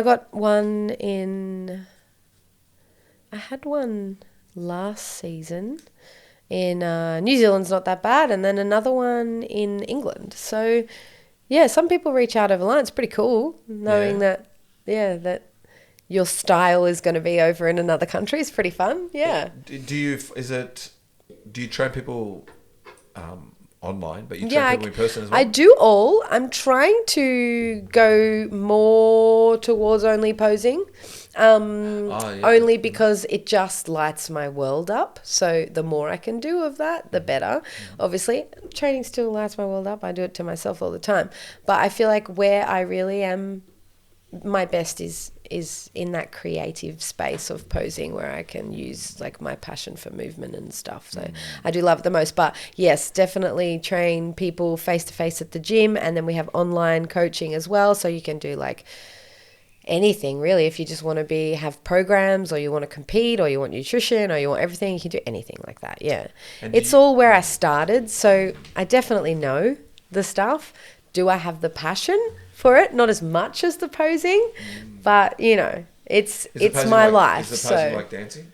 yeah, it's very passion filled for sure. Then you probably did see the podcast which you said you saw Peter Hardwick. What a poser. Love him. Have you met him? Incredible. No, I would be so lucky. I think he's a great poser. He is. I think he's amazing. He's I a great have guy. seen Nice a guy. lot of his, met a lot of his clients and the way they pose and things like that. And the way he talks and the way, He's a sweetheart, isn't he? I can relate to his conversation and his wording. So He was Peter was quite popular, wasn't he?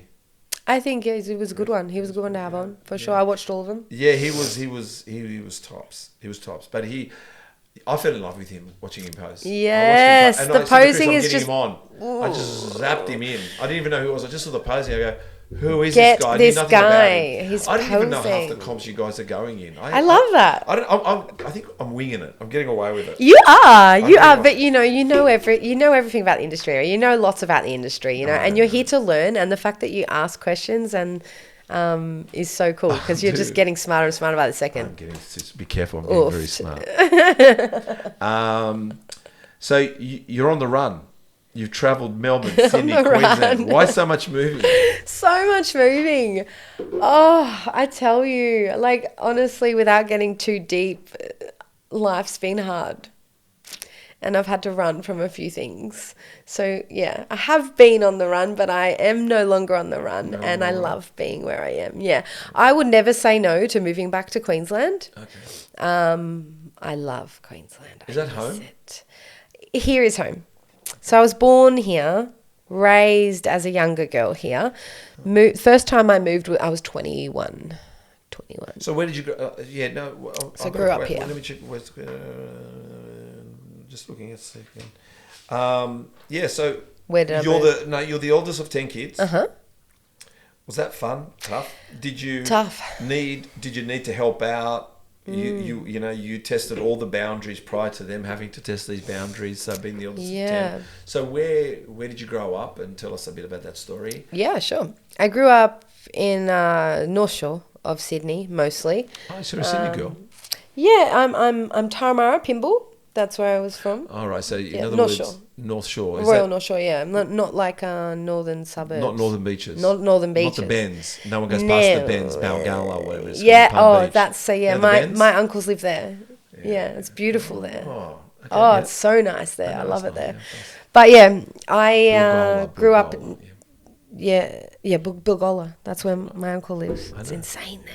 We have Christmas there every year. It's freaking beautiful. It's He lives right up the big hill. Every day, my uncle, he's 60-something, runs up and down that hill and surfs every morning. Runs down, surfs, runs back Everyone up. does that up there.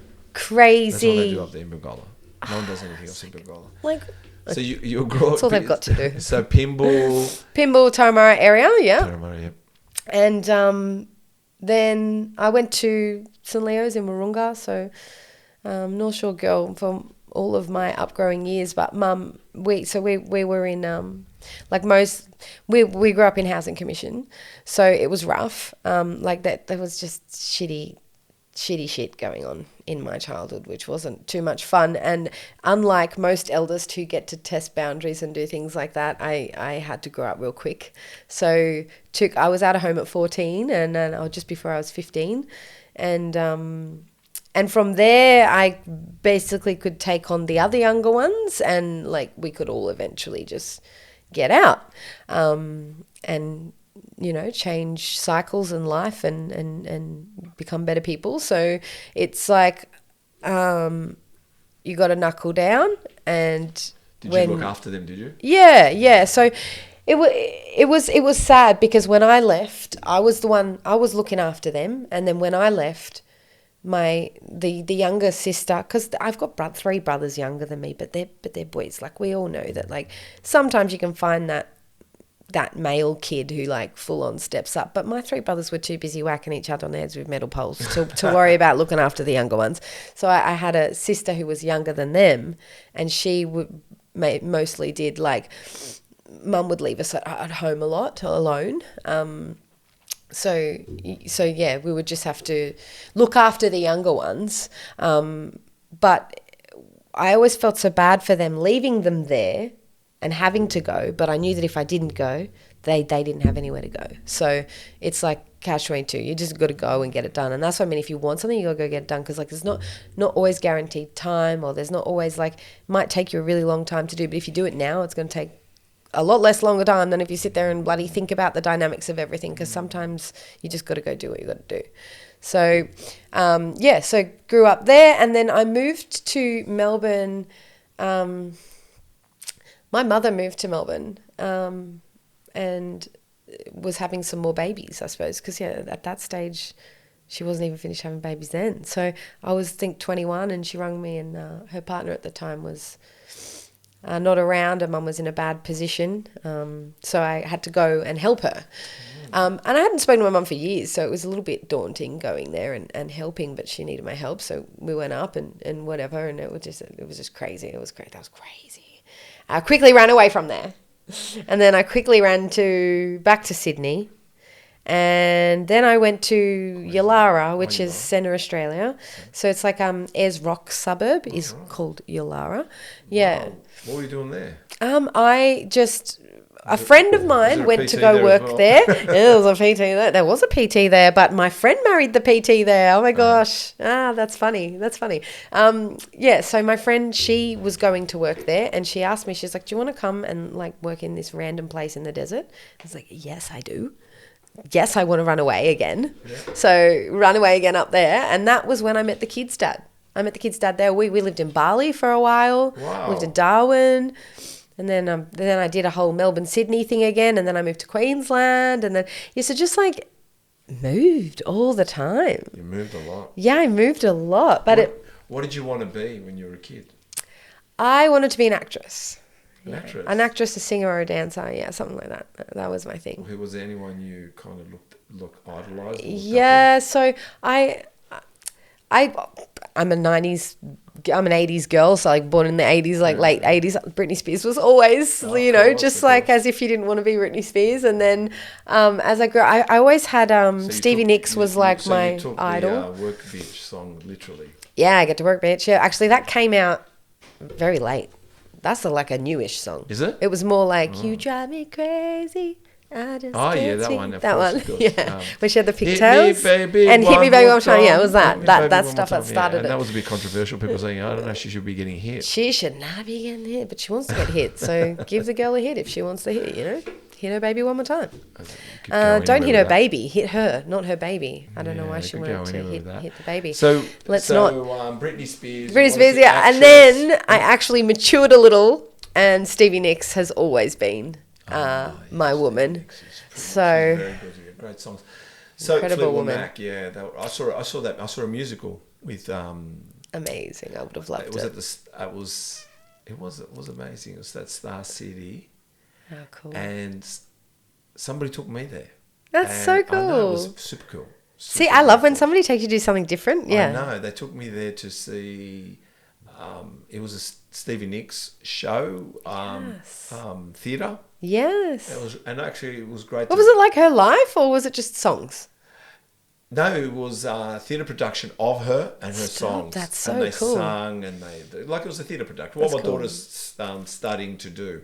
Do you ever love wish that. you got into your what you 100%. wanted to do when you were growing up? Yeah, I do. Do you think that somebody spoiled it for you? Who spoiled it for you? Wow. I'll put it to you this Don't way. have to say their name because we You I know probably we can edit it know. out. I couldn't don't afford to be at school anymore. Yeah. But the school actually offered me, like, if I scholarship. continued to NIDA, and I literally said, "Fuck your NIDA." Why? Why Because did you? I Because you had too was- much spunk, attitude. I was too. I couldn't make it. In my head, I could not live. I could not live without going and working. I needed to go and work full time because I needed to pay my rent, needed to pay my bills, and these teachers didn't understand. I was like, "No, you don't say I can't be at school. I need to work. Like, where am I going to go after school? I don't have a home. Like, come on, mate. Let's be real." So unfortunately, I probably could have relied on the school more, but for me to rely on people is one of the hardest things because I've never had it. Yeah, I think. So to trust that someone actually has my back is a big thing for me. I don't actually believe anyone has my back, and that's the thing. That's like, I will always ultimately have my own, Wow, even that though makes two I of us. enjoy That being with makes- other people. And That makes two of us. yeah, I think it's a thing like where deep inside you're not really gonna you're the only one that's got your back, really. Yeah, I think. People can help along the way, but ultimately they're kind of out for their own thing too. I heard a story be okay once. with that. I heard a story once, and that's why I asked you who stopped you. There was a guy. His name was. He used to do seminars. It was a business type seminar. His name was Mark Assetti. He was a pretty cool guy. He was talking. Back then, I think he was married, but his wife at the time came out and spoke about broken dreams, and she spoke that she was a kid. And she got a scholarship to be a ballet dancer. Oh, wow. And she ran home. And this is very significant. I think I told Chris this story. How significant is who you tell. So she ran home. You know, when we run home and we're so excited. Yeah. And we'll come in the room and let's say you're hoping Steve's there. Yeah. But Steve's not there because Steve, I know if I tell Steve, he's going to be like, oh my He's God. gonna be so stoked for me. But let's say you walk in the room and Jill's there, and Jill's sipping on a beer. Poor Jill. Sipping on a beer with a diary. Yeah. And you look around the room and you go, I'm busting. Jill, I just got a scholarship at da. And Jill goes, why the fuck do you want to do that? As if that's going to pay you and make you a decent person. Why don't you go to fucking university and get a job? And you take Jill's advice. That's why what I learnt was they've got to be the right people in the room. So I'm always 100%. quiet. I scan my room. That's what I do. Yeah, I scan my room and I go, no one to talk here. Yeah. So I'll keep my shit to So myself. it's a good tip for everybody. Realise, I tell my kids too, you got to be the vault. When someone tells you something, you tell no one nothing, because even if they said don't It's tell so anyone. important to Yeah, do even if that. they don't tell you, they've just You shared, don't anyway. But they'll share you something very secretive. It doesn't have to tell you, don't say anything. Yeah. You're the vault. Yeah. And you don't talk about people, stay the Yep. vault. But especially assess the room. You got to assess the room. If you got, and that's why I said you got to cull. You got to realise, you know what? Yeah. Look, There's I no can't- one in here. Why am I coming here? Hello. Yeah. Why am I here on my own right now? I'm on my own level in here. This is Well, shit. let's. That's why I guess I asked that question. So you got your first show was in Victoria, the ICN show. Yes. And you did very well. You placed second, is that right? Yes. I wasn't happy though. I was a little grumpy bitch back then. I wasn't happy with any. I just wanted to win, even though I did put in hardly any effort. You know what I mean? Like I was that sort of person. I was like, I've been doing it for a year and expected to win because, So like, a year in and you're you know, ready to go. I'm just like, I'm ready to go. Yeah. Do you think 2 years probably. How long? It was probably about 2 years All right. training until. How long? I think the question I'm going to ask is, how long do you think someone should train for before they compete? It just depends on your body type and how you're training, definitely. It's definitely more of a look to base on rather than a time amount. But I've seen people training for 6 months and they crush it. Crush it, The yeah. genetic freaks, and they just genetic freaks, maybe they've genetic been doing like Genetic boxing freaks. or CrossFit for a while or something like that, you know. Because I think I was asking Chris that question, wasn't I? How long? Because I think the trick is the depletion part. Yeah, definitely. Where you're not ready for that. You're not ready if for you're not that. ready for depletion, I feel like if you're not ready for depletion, you're actually going to go. You're not going to look muscular. No. Or you're not going to look shape because there's nothing. You have there. to have enough there in order to do the depletion. That's why I was going to ask the question. Do you think if you don't have it genetically, you need a few years, don't you, to develop something? So this is something like I find really funny. I find that in natural bodybuilding, there seems to be a little stigma around that you can literally just be 20 years old and pop up on the stage and take out the overall for bikini. Yeah. We're really trying to stop that in the industry for starters. There are certain people that are well on board with that, and there are other people that are happy to stick with that. But I'm hoping that in my lifetime I get to see a stage full of what is actually Athletes. a fucking good show of athletes. Because, you know, right now you're looking, everyone comes out, you've got probably about 3 that you think are real good, 3 to 5 or whatever. And that's why, like, I don't mind if I go to a show. I don't care how small it is. I don't care what's going on. I just want to see that those athletes are athletes. You know, not just I've seen people walking off the beach. Because I don't want that for natural bodybuilding. I don't want that. I don't want us to be a joke. Well, I don't want us to be taken lightly because we're fucking not light. No. We're hard workers. We had Luke. He's around your neck of the woods out of Penrith. This guy is sensational. Like 40-something years old. I don't know what he was. Natural. Yeah. Biggest. Like Weapon. 78 kilos. Wow. Weapon. Wow. But like 78, big, like. ripped, but big. You're like, 78 ripped. Big Woofed. arms. Like, even Chris, we know, I know what I look at. And I just went, that's always conditioning, good food, everything's good, vitamins. Like, you can tell they it's got a build-up nice of skin, years. they got Everything nice, and tightness about them. And there's and it's definitely weeks, months, years adding up. That. Like it's the mathematics makes sense. It's and yes, I know myself, and that's what I do. If I've got a little hinge where I'm like, is someone like playing a little bit sus or something like that, I will look back and I will see their consistency, how it's led up. You know, if someone just all of a sudden turns into this like beast freak of the gym, sus. You know, it's looking a bit sus, but then again, you don't know. Like you really don't know. You really don't know. But Look, if you see someone just all of a sudden come from being skinny little teenager to being this like absolute weapon, you'll want to hope that they're disclosing like, not being like I'm a natty, because it's obvious you're not. But there's some people you can just tell their journey. You can look back and you see their journey. They've been building consistently for a long time. It's been in their life a long time. This and that. They live and breathe it, you know? Yeah, I think that what I'm trying to say as well, I think there's a difference between fresh meat and aged. And I got to, and There also, is, and we besides are it's getting manipulated. I don't think any form of manipulation, natural or steroids, is going to benefit the true essence of what I think you should be on stage doing and how people should be judged. Yeah. And it has to be workload. Besides genetics. Yeah. Because I guess genetics, you're up there and you've got it and you've done it. It and helps, you've shown for it sure. helped. Yeah. But I just think that's because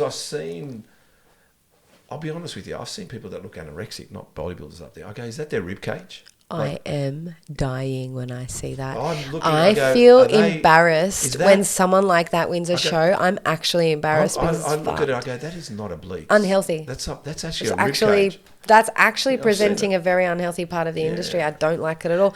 I don't like it at all. And I do hope it see, changes. And I do see part of the industry and some federations looking very muscular. Yeah. And also It's starting to get good now. and I see some enhancements. I get it. I see, but And you everyone's- can see here like, But the thing is, but there is muscle there. For sure. I think that there's a fine line. I think between, and I think it comes down to depletion. yeah. You got to be ready for it. Yeah. If you haven't built muscle under there, like I mean, I've got plenty of fat, but I believe if Yeah, but I you've trim got up, it's years gonna, of work there. It's going to hold on. Yeah, years of work and there. I'll probably work with it. Yeah. So I'll deplete while building. And knowing your style, I don't think you're going to go on some crash to play. Oh, actually, your style, maybe you are. You're just not going to No, eat I for a haven't few eaten for days. 20. I Spastic. haven't eaten for 48 hours. I haven't eaten. So cute. I'm what's the- starving right now, and I ate an hour ago.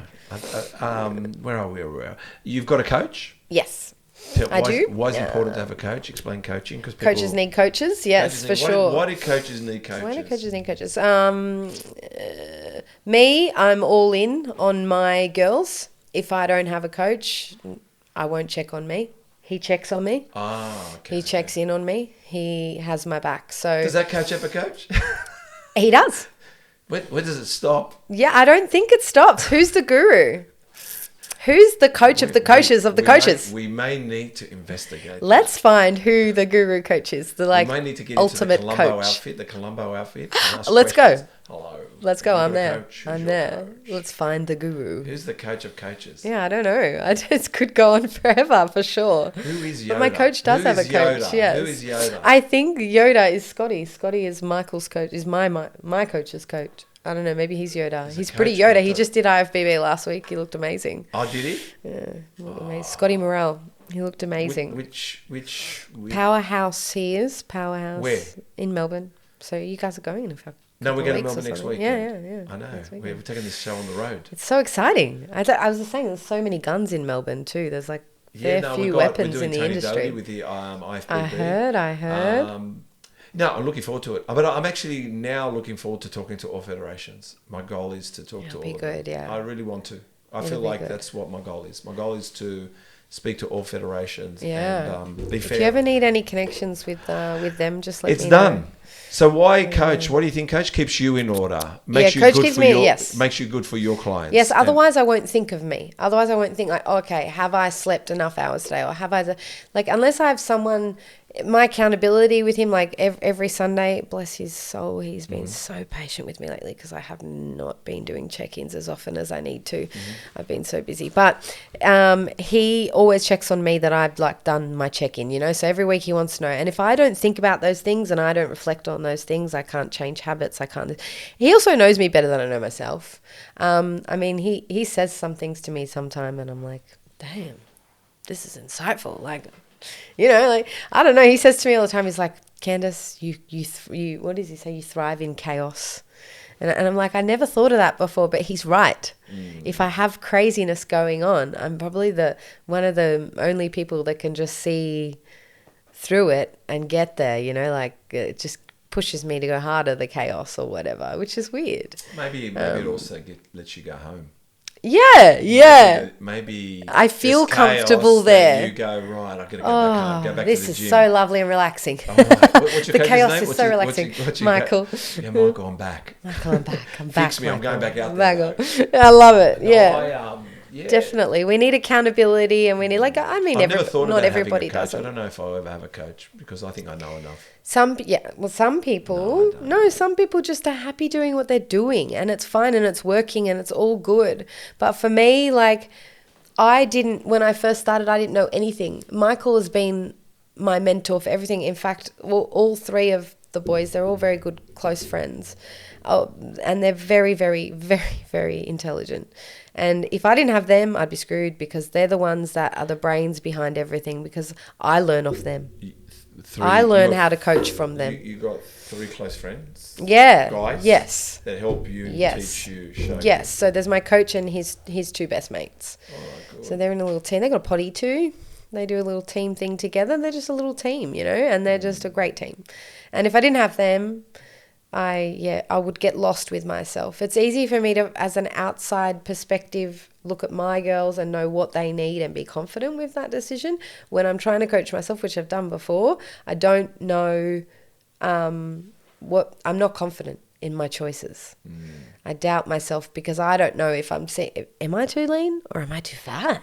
Am I too fat? No, I've got too much body fat. I can't make it. But like your body dysmorphia and your perception on yourself is so different to someone else's. It's nice to have someone else assess that than for me to overguess it. I can just look after my girls. He can look after me. We're good. I think we need coaches. I don't know if I'm good to be coached.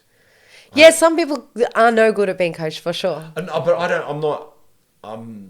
You know, I've been looking for. Are you stubborn? I've been looking for a mentor all my life, and Yeah, I feel like you need like but another level to this though. There's another level I that don't know you what it need. is. I think I'll just stick. Is Like Rich a fucking- Dad Poor Dad? That's the book I've read. Yes, that was my mentor. That was my I mentor. read that when read- I you was read that? pregnant. Yes, that? I read that when I was What did you pregnant. buy when you read it? You didn't buy anything. No, I didn't. I didn't actually get into it as much as I should. I would love to read that again, and you've just reminded me. I was talking. Oh, you've highlighted it. Let's go with one of your highlights. Yeah, go. Oh, okay. Oh, here we go. A true luxury is a reward for investing in and developing a real asset. It's true. There you go. It's is true. that too good? Was that your special quote? That's Chris. I've got this book too. So Yeah, I love It's a great that. book. I love that book, and I should actually read that again because a lot of that will No, I've apply got to me I just got to read my highlights. now. Yeah, that's a Don't good wanna idea. read my highlights. That's a good idea, highlighting it. Just No, pull I one do- out. I got Pull out a quote. I was calling Yanni, but I don't. I'm looking for. I've all my life looked for a mentor, And never found someone up to scratch. and I think I'm a judgmental person, but Yeah, I'm not a fair mean enough. person. No. I'm just, it's okay to be judgmental as long as you don't like make the other person feel horrible. No, Like, you don't no, no. protrude your Oh, thoughts. trust- But yeah, No, everyone is a little bit judgmental. No, they're smashing it. They're smashing it better than me, and I'm judging them. What I'm saying is I'm judging them because I don't like sometimes the intricate things.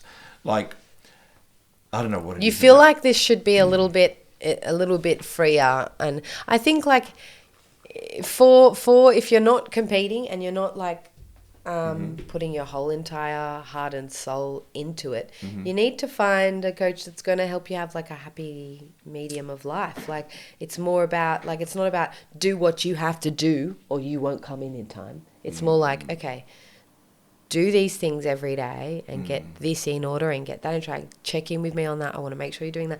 What do you want, Joe? Are you having time for yourself? Are you resting properly? Are you eating properly? What's your plan with training this next coming up?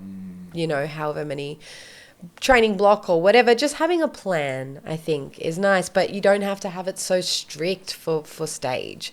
Like counting macros and stuff isn't some people's thing. And for me, I actually find it so easy to weirdly cut myself or bulk myself just by going, okay, I eat this, I'm going to eat more of it. Oh, no, I used to be like I that. eat this, I'm going to eat less of I've it. lost that mojo. But I used to That be- would be back but in 2 seconds. You'd yeah, find but that back easily. I hope so. But no, I've lost that mojo. I can't. Nothing's listening to me, not even myself. But what I've decided is I don't listen to myself either. what I've decided. We are very similar. Yeah, I like it. What I've decided is that I don't. What do you call it? I do not do it later anymore. So if I go, Yeah, don't. Yeah, that's the killer. That's what I've been fixing right now. Even folding clothes. That's why I do things straight away. I go, those clothes I can do. It's like, no. now. Nope, now. Those dishes, no. It's so bad. So at the moment, I'm spring cleaning the house, and I'm a perfectionist. So I love. I'm like pulling folders down. Come and do mine. Oh my god. Come and do mine, please. I'm struggling to do mine. I'll be taking, I don't know how long if I did yours. What did you, I'm just going through my questions. Oh yeah, you mentioned growing up being a dancer. So is this So is those what I would call overzealous twerking, grinding the floor, chair dancing? Definitely I didn't do see that in high lately school. on your socials. Tell us more. It looks super fun. Yeah, it is Super so exhilarating much fun. and full of expression. It So is. what is is that how long have you been doing that for? So I've only been doing that for like 10 weeks. Yeah, I've kind of picked up on that. It's only new. So you kind of I danced in high school, but I did not dance like this. it seems like you've got rid of you've got rid of something. And Yeah, you've added something. I am. I'm on like this straight up, without lying about the whole thing. Go. My whole entire relationship life with men and partners has always been a little bit. Look, to be fair, I grew up, and there was a little bit of like shitty stuff revolving around being sexual. I mean, like there's a lot of like I've seen a lot of weird shit growing up, basically, and it's affected the way I am sexually. And the way I perceive sex and the way I perceive nudity or anything, right? And that is a big part of me that affects a lot of my relationships. Like the sexual side of the relationship dies quite early because I cling on to that being associated with love and safety so much. And if the trust is broken between me and a partner, I therefore take that off the table, because that to me is a big deal because of what I saw growing up, you know. But it affects me because the way I express myself or the way I feel when I feel sexy is like I can't say sexy. I can't do that because that is wrong, because that made me feel wrong or a certain way growing up. So I can't do that because as an adult you don't do that, you know. And it was just always a very big stigma around it for me. But coming here, and especially I obviously to everyone it just looks like I got single and I turned into a slut, you know. I got single and I took my clothes off and danced on my Instagram. It's clear as rain. Exactly. And like to an extent it was because I couldn't do that before, because I wouldn't have been treated nicely. Like I wouldn't have been we're just fuckwits. Yes. We're just fuckwits. Like, I know. And like not for you, me, not you. I know what you're saying. But the thing is, no one understands. I tell you, it's a journey. No, I'll tell you what no one understands. I know, I act like, and I always want to apologise like I know it all, but I know it all. You do. You're on the right No. What I level want to say for is, sure. Yeah, I can see what people see. I can see. Yeah, and me too. No, but I don't blame them. No, that's great. It's okay, yeah. But the great thing is, what I like is that I can regroup and look at it a different way and say, I get it, man. Yeah, I love that. And that's what I like, because we can all go, oh, that's a bit over the top. And I have one other mate who's go, constantly saying that to me. He's like, you're a fucking legend. Like, I love that you do this. Look, I think you, not that you do, but I think you make me think. And that's a good thing. Yeah. Whether I like it or not, no, because I like it. But whether you make me debate myself, why would I not like her doing that? Yeah. But how about she's smashing it? And you know what? Guess what? I wouldn't do it. Meaning, I'm not smashing it, but I'm showing people that you can do stuff like this if you want to. But that's what I'm saying. And like, you can be 36 and go and be a dancer if you want to. Yeah. You can go and do whatever the frick you want to do and heal yourself in whatever ways you feel like healing. Like, who am I to tell you how to heal yourself, or your journey is different to everyone else's? You know what? Everyone has a slutty stage in their life where they go around and they explore their sexuality and they do what they want. I'm sorry, but I never got that opportunity. Well, but the thing is, this helps me. Yeah, but I understand myself. I know myself that when I've been most buff, I probably want to be paid attention to. Yeah, I'm for sure. ripped, I want someone to go. Oh, But you nice. feel Like, good though, don't like, you? You'd want. Yeah, I you mean, feel good you feel about and yourself. And you might be at a bar. Yep. And a girl comes up and grabs your bicep and goes, Yeah. nice arms. Yeah. And you go, and you're shy, laughing, confident, everything type comes out. Yeah. But that's the hard work. Yeah, for That sure. You've put on really good clothing, you've got the right cologne on, whatever you've done for that moment. You didn't go out to look To not get noticed. Or look, You went out to get noticed. You went out to get noticed. You've done sure. everything to be noticed. So you're entitled to be noticed. Yes, now, for sure. How you act, only knows if you're a dick behind the scenes. Yeah. But I think, like I said to you, I've just learned that we all always need to regroup. And if you're not regrouping, you're not in the moment. You're actually just sticking to by a that you mean narrative. just like go back. No, you're in the narrative of what is she doing? How about you? Let's say you go, what is she doing? All right. Like, oh, why is she doing that right like, now? I mean, that's a bit risque. That's a bit, yeah. But then you go like That's this, you right. go, but let's look at it again. You go, it is pretty sexy. Man, she looks pretty hot. It's pretty good. Fuck Because- yeah, but if I love you for appreciating but that, if because that's you- what I do when I see other people's shit. But when I stick to the O, that's the narrative I go with for the rest of my life. So Yeah. everything is a O. Yeah, okay, cool. So everybody's got to be Mother Teresa. Yeah. But if I stop and go, oh, but wait, oh, and then haven't you noticed sometimes when you've met someone, you go, God, that Makes sense. It makes sense. So in other Yeah, words, their personality yeah, makes and sense with I- what they're doing. And people judge before they know, for sure. And that's what social media is. That is like all, like, here you go, judge me. yeah. But the thing is, I think Here's and all what the I've- shit I think I do awesome. it surprises me. Hang on for a second. Mm. But then I would look at it like, well, let's regroup and talk about it, because that's all it is. It's just words, situations.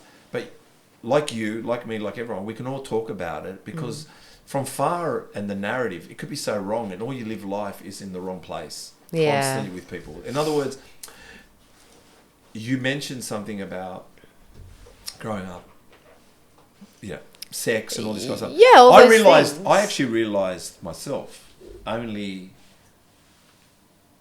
after like when I say recently, the last I don't know how many years,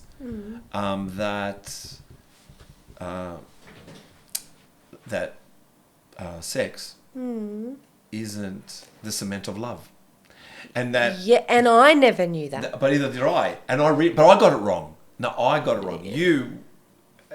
What I mean is, what I'm saying I got it wrong was, it was so important to think that it was that for me. Right. It was important to think that was love. From somebody else to me. No, but that's what I thought. Oh, right. But then That's I why I'm realised- doing this, to yeah, realize it's yeah. a totally different feeling, and it's actually an empowering feeling. But the thing is, and I think it's part of all the puzzle, because you want sex, but you want hugging, you want conversation, strolls, Yes. eating together, communication, a bit of an argument. Yes, But yes. what I mean is, we've made that one bit, sometimes ourselves and yourself and all of us, such a powerful make or break tool. Yeah. And when no, everything. But is- I was always a lights off, under the covers sex kind of girl. Never okay with it. Never comfortable with it. Yeah, Never. well, yeah. I mean, I don't know what But- it's going to be like for me now, but I already feel so much better after Well, I just think- dancing and just like making myself feel like that. Well, you you're know? doing a very good job. It feels really good to But I think like you're be around happy the with right- yourself. I think, like I said, the girls around you. They're so everyone's supportive. Yeah, and I think There's nothing like walking into that room and then you got like literally 20 girls. You walk in and there are 20 girls like, oh my God, your outfit. Ah, nah, nah, nah. And we just scream like my ex used to call because I would have my team for each season. We do like a group photo shoot usually. It was really small this season, but last season was really big and we had it in my home, in my garage. And it was so cool because Callum was in with the kids and I was out with all the girls in the garage, and when I came inside I was like, how was it? I was like, it was so good. And he's like, you sound like a bunch of alley cats, right? And I was like, what do you mean? He's like, just like because that's like literally what we do. We sit around just going, ow, oh yeah girl, oh, and it just sounds like cats on heat. No, we can't. Girls, I think, like I said, us guys, we'll never work it out. I can tell you, never. Yeah, the whole supporting thing. I've actually learned how to regroup. That's good. Before I used to regroup with manipulation. Now I regroup in the raw, and I just keep getting. I don't know how far back I have to go. Sometimes I have to go back generations. It's true. Yeah. What I said was I was trying to explain, and let me go back to when Captain Cook came to Australia. So it's like, how far do we have to go? No, I think we have to go very far, unfortunately. Yeah. I sense the vibe. A vibe, live, get up, girls, have fun, do it all, love family, love people, love life. Is that what I'm reading? Yes, I am all for the girls, weirdly. I'm not one of them man-hating feminists at all, because I love the boys. Like, I'm actually so much one of the boys. I'm one of those girls that is just always been one of the boys. And I never really have actually been one of the girls. Now that I am one of the girls, like, I create that space for my girls. You know what I mean? Like, I think if I have my girls next to me, I'm good. Look, I saw your editing. They're not going to let me down. They don't want me for my vagina. They don't want me for my body. They don't want me for reproduction. They don't want there's nothing. It's all off the table. They're just supportive, and they're just there, and they're not going to stop. Look, I think I've seen some of your posts and the way you've incorporated your dancing into your training. I think you've been genius on that, and I think you noticed we put it once on my stories. I love it. Does that. Chris doesn't do that. Chris is very methodical. Chris is I'm not going to put that on. That should be on for 12 hours, and that should. What's Steve doing? And I said to Chris, just let me do what I want to do sometimes. That's so funny. But yeah, it all comes together. I think, like I said. Not to mention, have you tried to dance like that? It's fucking, it's hard. It's pretty exhausting and tiring. Chris, have you had a go? No, Chris. I'll teach you some moves. Chris would be perfect at it. No, I've said also I don't want to bag Chris too much. No, but poor Chris. We're ramping it up now. He's gonna bash you after this. So I feel like there's 4 personalities. Yeah. So in brief, tell me each one of these characteristics. Tell me this personality. All right, the poser. Okay, the poser. What's the poser? Is it's definitely part of that expression. And so that, what is the poser? What is the poser? Poser is what? Who is she? Who is she? She's very, very confident. Confident. All right, very, very confident. All right. Yeah. All right. The trainer, the coach. The coach and the trainer is the expert, maybe. I don't want to put words in your mouth. Who is that person? Yeah, the coach and the trainer is basically the backup. I got you. Gotcha. I got you. I don't know. It's like the G up. So that person is the Spartan. Yeah, I'm like shield's up. We're gonna do this. Like, I just want to encourage everybody. Right. So it's one thing to tell them what to do. The other thing is like making sure they're doing it and feeling good doing it. What's that movie? There was a movie with Ben Affleck's in it, and one of the guys, and I think it's called The House. What's it called, Chris? Oh. And he walks in and he goes, it's been a few memes on on Instagram, yeah. On Instagram and all that. He walks in and he goes, we're going to hurt a few people. Oh, yeah. I don't want you to ask me. Don't ask me any questions or something. Don't ask me any questions once it's done. He goes, but I need your help or something. He goes, what car are we taking? Yeah, that's it. So is that who the trainer and the coach is? That's it, yeah. Coaches, I reckon the coach will look for one-word answers. We're going to say like mentor, not mentor, motivator. Motivator. Okay, motivator. The coach is the motivator. All right, what about the competitor? The competitor is, she's a feisty bitch. Yeah, she wants it. She's on stage. She wants it all. She wants all the golds. All the golds. Yeah. What about the dancer? The dancer is like so fun. Fun. So fun. Dancer's a fun person. It is really where I can be like my truest skanky self. I love it. I can be my true self there. All right. One-worded answer is fun. No, I like a dancer's fun. I'm just reading my question because I don't proofread. I do everything. I think that was right. The poser, the coach. Oh yeah. And what was the fourth one? Dancer. You've got poser. Yeah. trainer, coach, competitor, Competitor. and dancer. That was the other one. Competitor was the one taking people out. I like it. Up there A with a mass competitor. samurai sword. Competitor. Yeah, Bad yeah, bitch. yeah, yeah. Bad bitch competitor. Kung fu. Kung Motivator fu. coach. I come to fight you now. Chommy. Shit. Okay, for every man and woman, how do we get a back like yours? Let's. Can you tell us a few tips on getting a back like yours? To be back? Boxing helps. Boxing. Martial. What, the reach? I actually think the martial arts help. Like, so we used to have to do things like 1 minute. So we'd hold weights and box with them for like a minute, and then we'd have to hold them out straight for like a minute. So your shoulders get really good. Good shoulders. And then big shoulders, huh? She got big shoulders. not really, but like, this and that is probably my best things, Do you have and many I think it's probably tattoos from as that. well? Do you have many tattoos? No, I got 11. But they're not big ones. They're all little ones. So I got like a music note on my leg. Yep. Got a couple of X's written around. No shit. I need to get them off. And my ex-husband all down my stomach. So that's not fun. You know but what? yeah, I don't know. It is life, isn't it? So I'm just going to cross it out and write. It's the demographics. I'm going to write dickhead on it with red cross out. I'm not going to like make something pretty on it. I'm just going to write this guy's Maybe you should fucking just done. do ticks. Done. Had his chance, fuck with. That's it, right? That's what we're going to do, like something hostile like that. I like it. God, That's my style. All right. Is that love? Is tattooing someone's on your body love? It was love, and now it's just fucking. Anyway, let's make it. How about we put it? But out I'll there? never date a bodybuilder again now because of him, probably.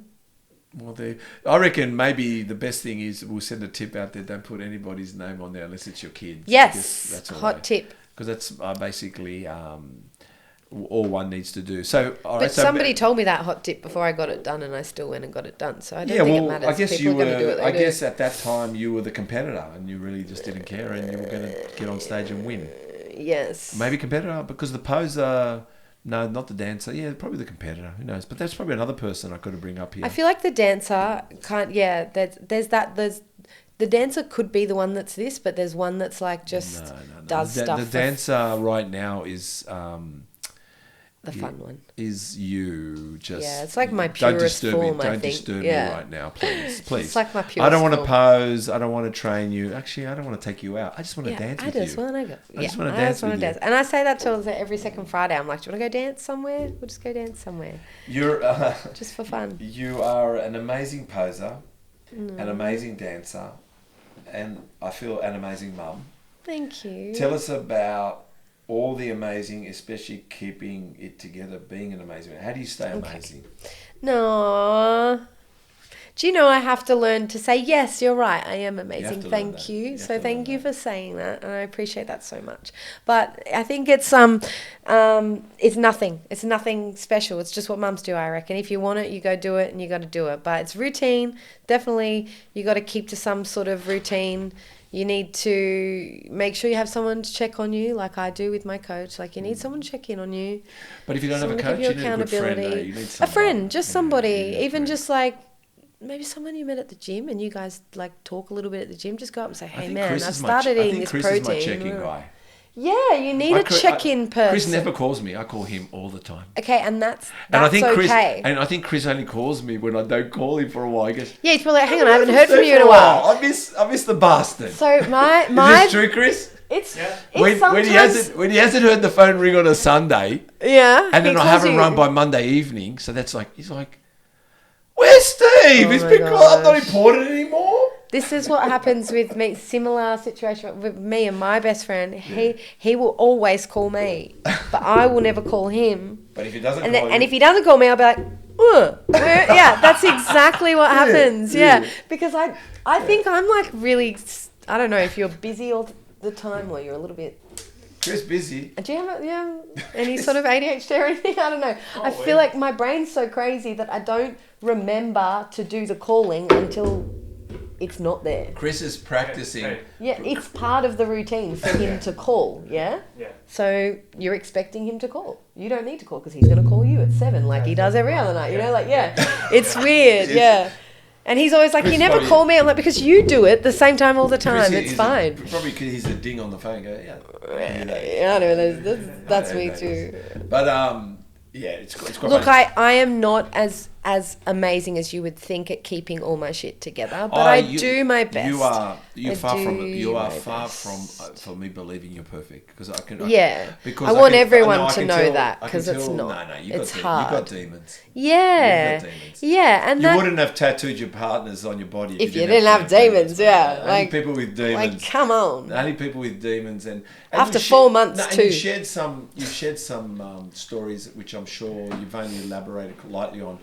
And then we're going to go onto the body part at the moment and talk about training. Yes, I'd love to. Let's do that. The thing I wanted to tell you is this. There's two people that I saw in my life that showed me compliments is okay. Yeah. And that is Giselle and my daughter Ruby. Aww. I can tell Ruby you're beautiful and she'll go, thank you. Oh, and so does my kids, hey. But Giselle was the same. Like and I used to look and go, is it that simple? Yeah. Because I'd go, someone will go, say you're beautiful, and you go, oh, stop it. No, there's no stop it with them ones. Them two. They're like, I think, would you be the same, Chris? If I said to you, you're looking good, are you like, yeah, thanks. You're like that, aren't you? Yeah. Really? I can see the personality in you. Well, I would go, oh, but no, I need to do more. All right, I need to. I have learned by watching people, which them two, but even Chris, I guess, that I'd go, how do they do that? Because it's right. I'm offering a compliment and you're just accepting it like it's water off a duck's back because it's not the vanity, you're not building ego over it. It's kind of like, okay, that's how you feel. All it is, and this is huge, all it is the way you think you should respond to that. The way you think you should respond to that is like, you know, oh, don't be up yourself. You know, don't accept that compliment. Exactly. And they're going to think you're a fucking asshole. They're going to think you're up yourself. They're literally telling you because they think you're fucking handsome. They think you're beautiful. But sometimes they want to make you feel good. Take the thing. It might be it also could be they know that a compliment, whether it's ideal, because whether they believe it or not. Who cares if someone is ugly and you tell them they're beautiful? But they are, though. Is it down to looks or is it down to just wanting Correct. to send you don't have energy? to specify why that person's beautiful. But tell also them they're fucking telling beautiful. them they're beautiful, even when you don't, like, what I mean is, so like I said to you, I put Chris into the third line of it all, and when you said you don't know how to say it, and you said, I'm going to say thank you, I think that's what you said, we'll check back the tape. But that's my mental health But the thing is, what trick. I'm saying is, like I said, people listening and yourself too, is learn the word thank you. And it can be stoic. It can be any way you want it to be. It doesn't have to be, oh my God, thank you so much. It can just be thank you because you can move on from it. Because maybe it doesn't sit with you well. Yeah. But you can say thank you and move on. Yeah. And rather you know what? Like, go on about it. Maybe the other person that said it doesn't want to stand there going, no, but you are. Exactly. You really are. And please also, believe me, because that's not their fucking job. And also, maybe they want you to fucking just accept it. Was that simple? They will literally just tell you something. That's for me. I'm like, thank you. Let's move Thank on. you. Let's stop talking about it now. Yeah. That's a bit cheeky, eh? It's like if I say thank you, they'll stop straight away. And then I don't have to stand this awkward Maybe anymore. because it's awkward. And maybe that's what we need to learn, that the thank yous is for everybody's sake. Yeah, everybody. Or else we're going to be here all day. For sure, yes. Talking about all day. Okay, let's go over the body. Chris is looking at me going, oh dear, can we wrap this shit up? Let's go. No, because I know already I've got 23 questions, and that already tells me we are, like, I think with Nima I only had 3 questions. We are 2 hours 15. Oh, stop We're it. 2 hours 15, yeah. Stop. Yeah, no, until we're going out after this. I just need some space. I just need some space. Space. I just need some space. Let's go over the body. Shit. How you train certain body parts, reps and sets. Okay. Okay, So, let's do it. Do you train traps? Yes, I don't train traps. Don't train traps. Why are you doing this to me, everybody? Who asked you to ask if I train traps? What do you mean? No, what are you talking what about? I mean is everyone I ask. They don't say, train no, traps? No. No. And when someone goes, yes, I go, because I've always trained traps, and I used to. And I'm addicted to traps. I used to back in the day. But I still train traps. Okay. But I'll just do, let's say, instead of doing 3 sets of 10 or 20 or whatever, I just do failure 1 set. Just because I've got to get it out of me. Oh, okay, you need to get them done. I've got to touch them. Well, you need that most muscular to be on point. You know, I don't. My judging criteria is 0 traps. All right, so you don't train Zero traps. traps, Zero all traps. dealt. Well, Yes. good. So I don't train traps, but I used to, and I used to do shrugs for traps, just All like right. barbells, okay? If you need to Barbells. know, but that was back in the day. Was Haven't that- done what- it was for it like like- 8 years. All right. Well, I haven't even trained like my biceps properly for like 8 years. Like you can tell that though. I don't have any biceps or triceps because it's not a criteria. Just like giant delts, giant back, giant ass. That's kind of all you need. really? So I just rotate between those 3 things every day. Yeah. Well, you look like you've trained arms, but I guess they get touched on. Nah, they get like done in the bicep. Like, so if you're doing in the bicep, in Rows the or back, back, yeah. yeah. So you know how they say back and bicep, chest and tris. I do back, know. chest, I do tris, know. yeah. No, I do. So you kind of get them anyway without meaning to. I couldn't do it. I couldn't go to the gym and not work my whole body. I know people do it, and I know you guys have to build discipline around that. No, I don't work my whole body. I only work one thing. Really. So we'll say traps. We knew you did shrugs, but you don't train them, so we're not going to go Yeah, down so that we're not line. going to go there yet. So delts, front delts. What do you train for front delts? Front delts, like any sort of, I like incline pressing. So like, there's actually a really, really cool one at my gym. It's meant to be for like, I suppose for flies or something, but if you hold it a different way and then stand on an angle and push forward like that, and it's kind of coming up on that little bit of an angle, yeah, See that? you can get it nice. And then if you get that like nice squeeze in, like oofed, it's good. Oofed. Yeah, it's my favorite. Oofed. Yeah, and then also Front obviously delts. That's front front delts. raises What about on the cable. front raise? Okay. What about side delts? Yeah, cable side raises or just dumbbell side raises. Really, they're just goat. Oh, but there's wait a minute. something about a side wait a minute, raise. wait a minute. This oof exercise. Yeah, the oof thing. How Yeah, many sets? about 8 to 10. No, that's reps. 4 sets, 8 to 10 reps. Yeah, 4 sets, 8 to 10 reps. Yeah. Okay. Side, Side same. So side delts same. 4, 8 to Probably on the 10. cable, more like leaning, maybe more the lean out one on the cable's pretty good. I like them. Otherwise, just going like super heavy with side raises like an idiot. I like that too. That's pretty fun. Going 6 reps or something. Shoulders. Yeah. Rear delts. Rear delts, flies or face pulls. Flies, I really, really like seated flies. Bend over. Yeah, so just like coming under the leg there and then coming up to like a bird, like you're kind of like making like a McDonald's M. That's what I tell people, it's like a McDonald's M. McDonald's M. Yeah, but bend right over, so it's fucking pretty good. Or face what? Bring it forward. Face pulls Face with pulls. the Okay, yeah, rope. There's a rope extension at my gym, and it's like I find if you get rid of your grip in a lot of things back related, it can really, really accelerate it. So like it's like a loop, and it goes over your wrist and there, and it's in like a rope, and you can kind of keep your hands like weirdly out like that and bring it in like that, but you can kind of scoop that pinky under and really connect with it. If you can connect, it's all about the connection, isn't it? You can do one exercise like everyone else. You got to connect and feel. You got to feel. You need the oof. You need the oof. You need the brain and the feel. You need to feel it and think it. Connection, yeah. There's a lot of connection. Back. My favorite back exercise is Did we say sets and reps again? Is that 3 or 4? Sets 8, and reps 10 for the rear? face pulls. Face pulls. Same. So I will change if I'm closer towards show. I'll do 10 to 15 reps, and if I'll do 6 to 8, and I always do 4. Okay. I will do 4 sets of everything. 4 sets. Back. Back, my favorite exercise would definitely have to be a lat pull down, single armed on the cable. Dana Lynn Bailey is like my ultimate goals of a woman. I think her body is fucking phenomenal. Dana Lynn Bailey.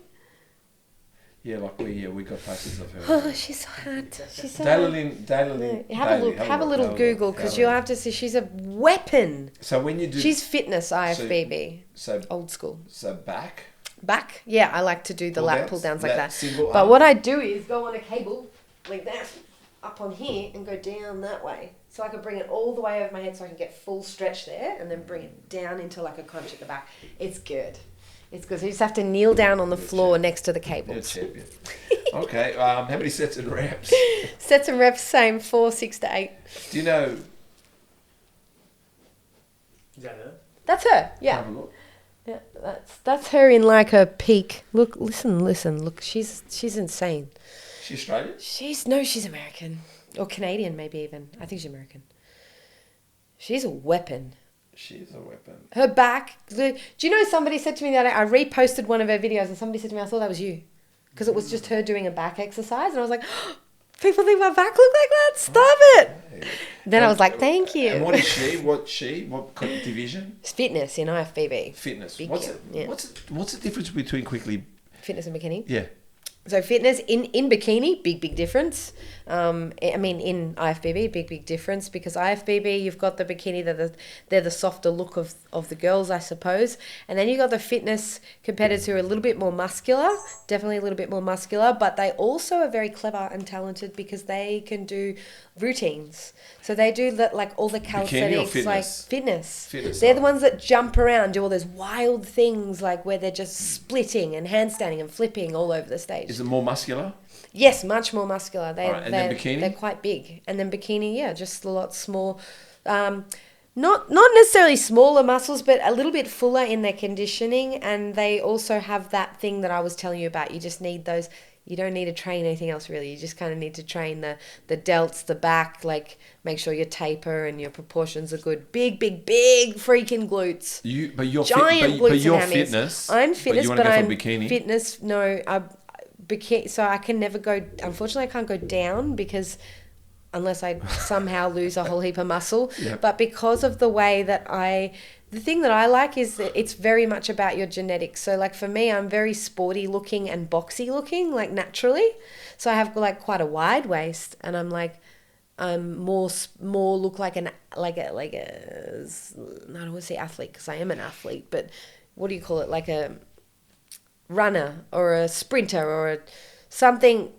Athletic-y. You look a little bit more track and field. Correct. Yeah. So rather than the beach. Yeah. So fitness is more for me because I look like I've been training, or I look a little bit like my back stands out more, or whatever. So if you have a little bit more, if you're genetically a little bit more gifted in the athletic look department, you probably would stick to fitness or figure. You go up there, but I don't think I'd go very well in bikini. I definitely wouldn't go well in natural, but even in IFBB, if I went to there, a lot of people say to me I should go to IFBB. So natural bikini is just a little bit smaller, I suppose. Like we can't really compete with the big girls. And then there's open? Yeah. So there's open on everyone. There's open with every fed. So every fed's got... But there's open, fitness, bikini... No, so there's bodybuilding. Like bodybuilding. Female bodybuilding, like the opens and stuff. That's right. Yeah, and then there's fitness, and then there's bikini. That's for IFBB. I think they even have they have figure. They have figure, and then they have bodybuilding. So bodybuilding, figure, fitness, bikini. That's the muscularity order from lowest but that's to also highest. in a lot of the comps and a lot of the federations. Yeah, they've all got that muscularity. Wow. But the problem with doing it natural is that there's like this weird one called sports. Sports model is for some federations in between bikini and fitness in terms of muscularity, and then sometimes it's in between fitness and figure.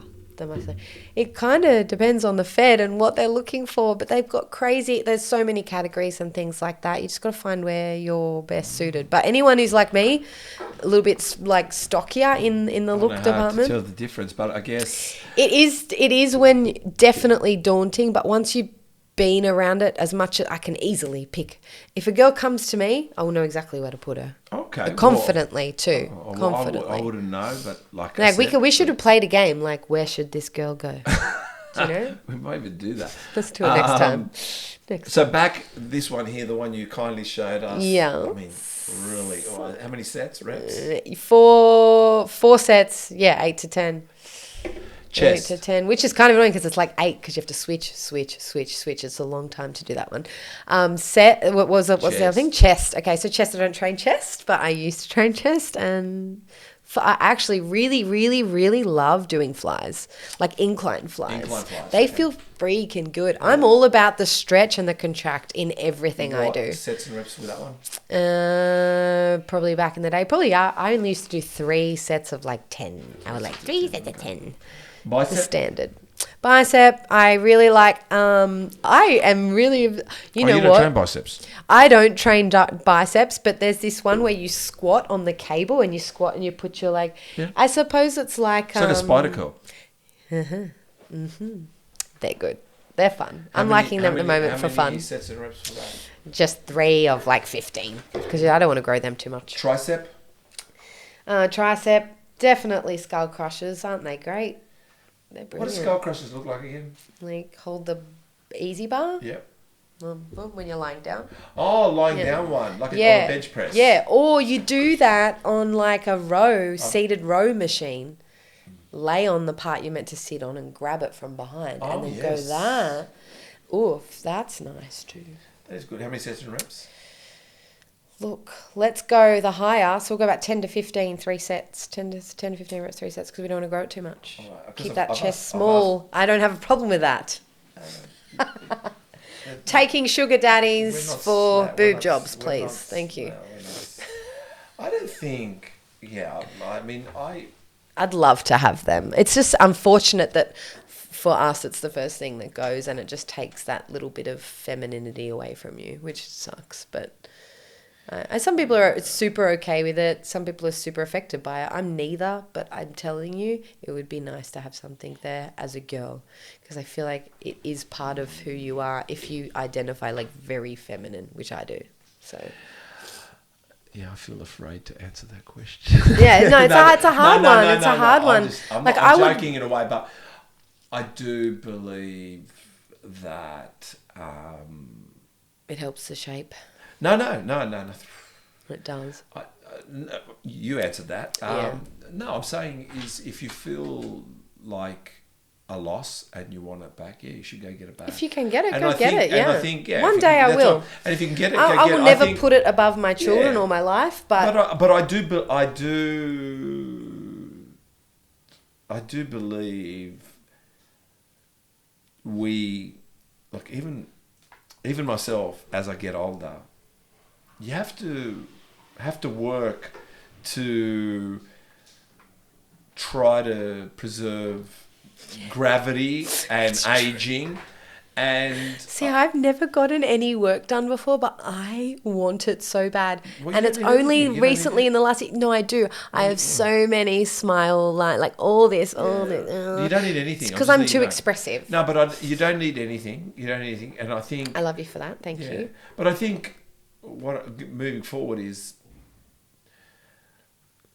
there is certain things, I think, if we investigate it closely, I think I've discovered pawpaw's very good. It is, isn't it? But I won't say what I do with the pawpaw, but okay. In his butthole, definitely. Butthole pawpaw, for sure. Pawpaw butthole. I get it. That's all right. See, if you don't tell me, I'll fill in my own blanks. And then they'll be like really weird. I could get weirder than that. But that's not a problem. Anyway, forearms. That's not a problem putting pawpaw in your butt. No. Do you do forearms? Forearms, no. Okay, that's okay. No. God, I just thought I should ask that question. I've got pretty good forearms. I don't think I have good forearms, but I train them. No, you've got good forearms. They're all right. Grip. Just grip. Eternity, is that from the guy that yes, used to ride the it Sydney on the ground? guy, yeah. The Sydney guy. Yeah. Abs. I love hanging leg raises. It's like my favourite. Yeah. There is a certain technique. It's kind of my only go-to. You got to lift up a bit high and then push up. Yeah. How many sets and reps? Probably 12 to 15 of those three sets, 12 to 15. We don't want to get too wide in the core. Okay. We don't want to grow the abs to get wide. We don't want to do that. Right. 3 to 15. Vacuums is the best ab exercise ever made. The ones I was trying to tell you before. I'm trying to work out how Vacuums people keep a small waistline. Yeah. Bigger shoulders. Vacuum. Quads. Control. Quads definitely. Well, I don't really think you can go past leg extensions, even though it's so standard. Yeah, it's just a really good burn. It is. Yeah, sets I love and reps. it. 4, 10, 8 to 10. You like to go heavy on those? Yeah. Hammies. I do. Hammies, I absolutely love RDLs, but I like doing them on the standing rows. I like, the... RDLs on the standing rows? Yeah, so like instead of pulling it up for your back, you just row into it. Yeah, that's really, really nice. And there's also, what is it? Isolated hamstring. You know those suicide hamstring drops? Well, Where you lock your foot under they were actually for footy? Oh, yes. They were yes, for the yes. footy back in the Yes, day. All the yes. footy players used to do They it. they're for hammies, glutes. Yeah. Hammies, glutes, yeah. What's it called? A hyperextension. Anyway, we've got a machine like that at the gym that's pretty elite. You can How like many go sets and all reps? the way down and up. How many sets I'm going to say the same, about 8 to 10. It can change, but about 8 to 10, 3 sets. What about the suicide ones? Yeah. 6 to 8, because I can't do any more. Glutes, what about a glute? Glutes, definitely the glutenator. I don't know if you What's a know the glutenator? glutenators. They are an amazing machine. You that where sit you- in it. And then you And you're You just punch like, yourself up? you're just kind of on an angle like that, and you have to push it out like that. So it gets like your abductor and like your isn't it that top seating- of your the glute. seating machine? Seating, yeah. You just go Sit like like that, and you just hold on and go. What's it called? That machine? Glutenator. Glutenator. Glutenator. How many That sets and and reps? obviously hip thrust. Yeah. We're definitely going to go heavy. So 6 to 8. 3 6 to sets? 8, 4 sets. 4 sets. 4 or 5 maybe Calves? even. What about calves? Calves never done one.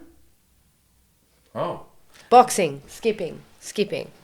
Boxing for everything, is it? Boxing for everything. Boxing just has Boxing like just for everything. fired up my body. It actually only fired up my delts, back and calves, but Okay, yeah, boxing. it's Oh, good So, because okay. you always got to be on your toes, light on your toes. So it's jumping on your toes. So I suppose jumping on your toes is my I think it's favorite. more about you on your toes and running. Yeah, running. State to state. I walk around my house on my toes too. Do I'm you? also on my heels like 90% of the day with work. So I might get that's you to my do- calf work. I might get you to do a little pose routine for us. Yes, let's 'cause do it. I've seen, because no one's ever done one for us. Okay, let's do it. Okay, time to promote yourself on all your platform sponsors and any thank yous. I mean, I accept them now, but no.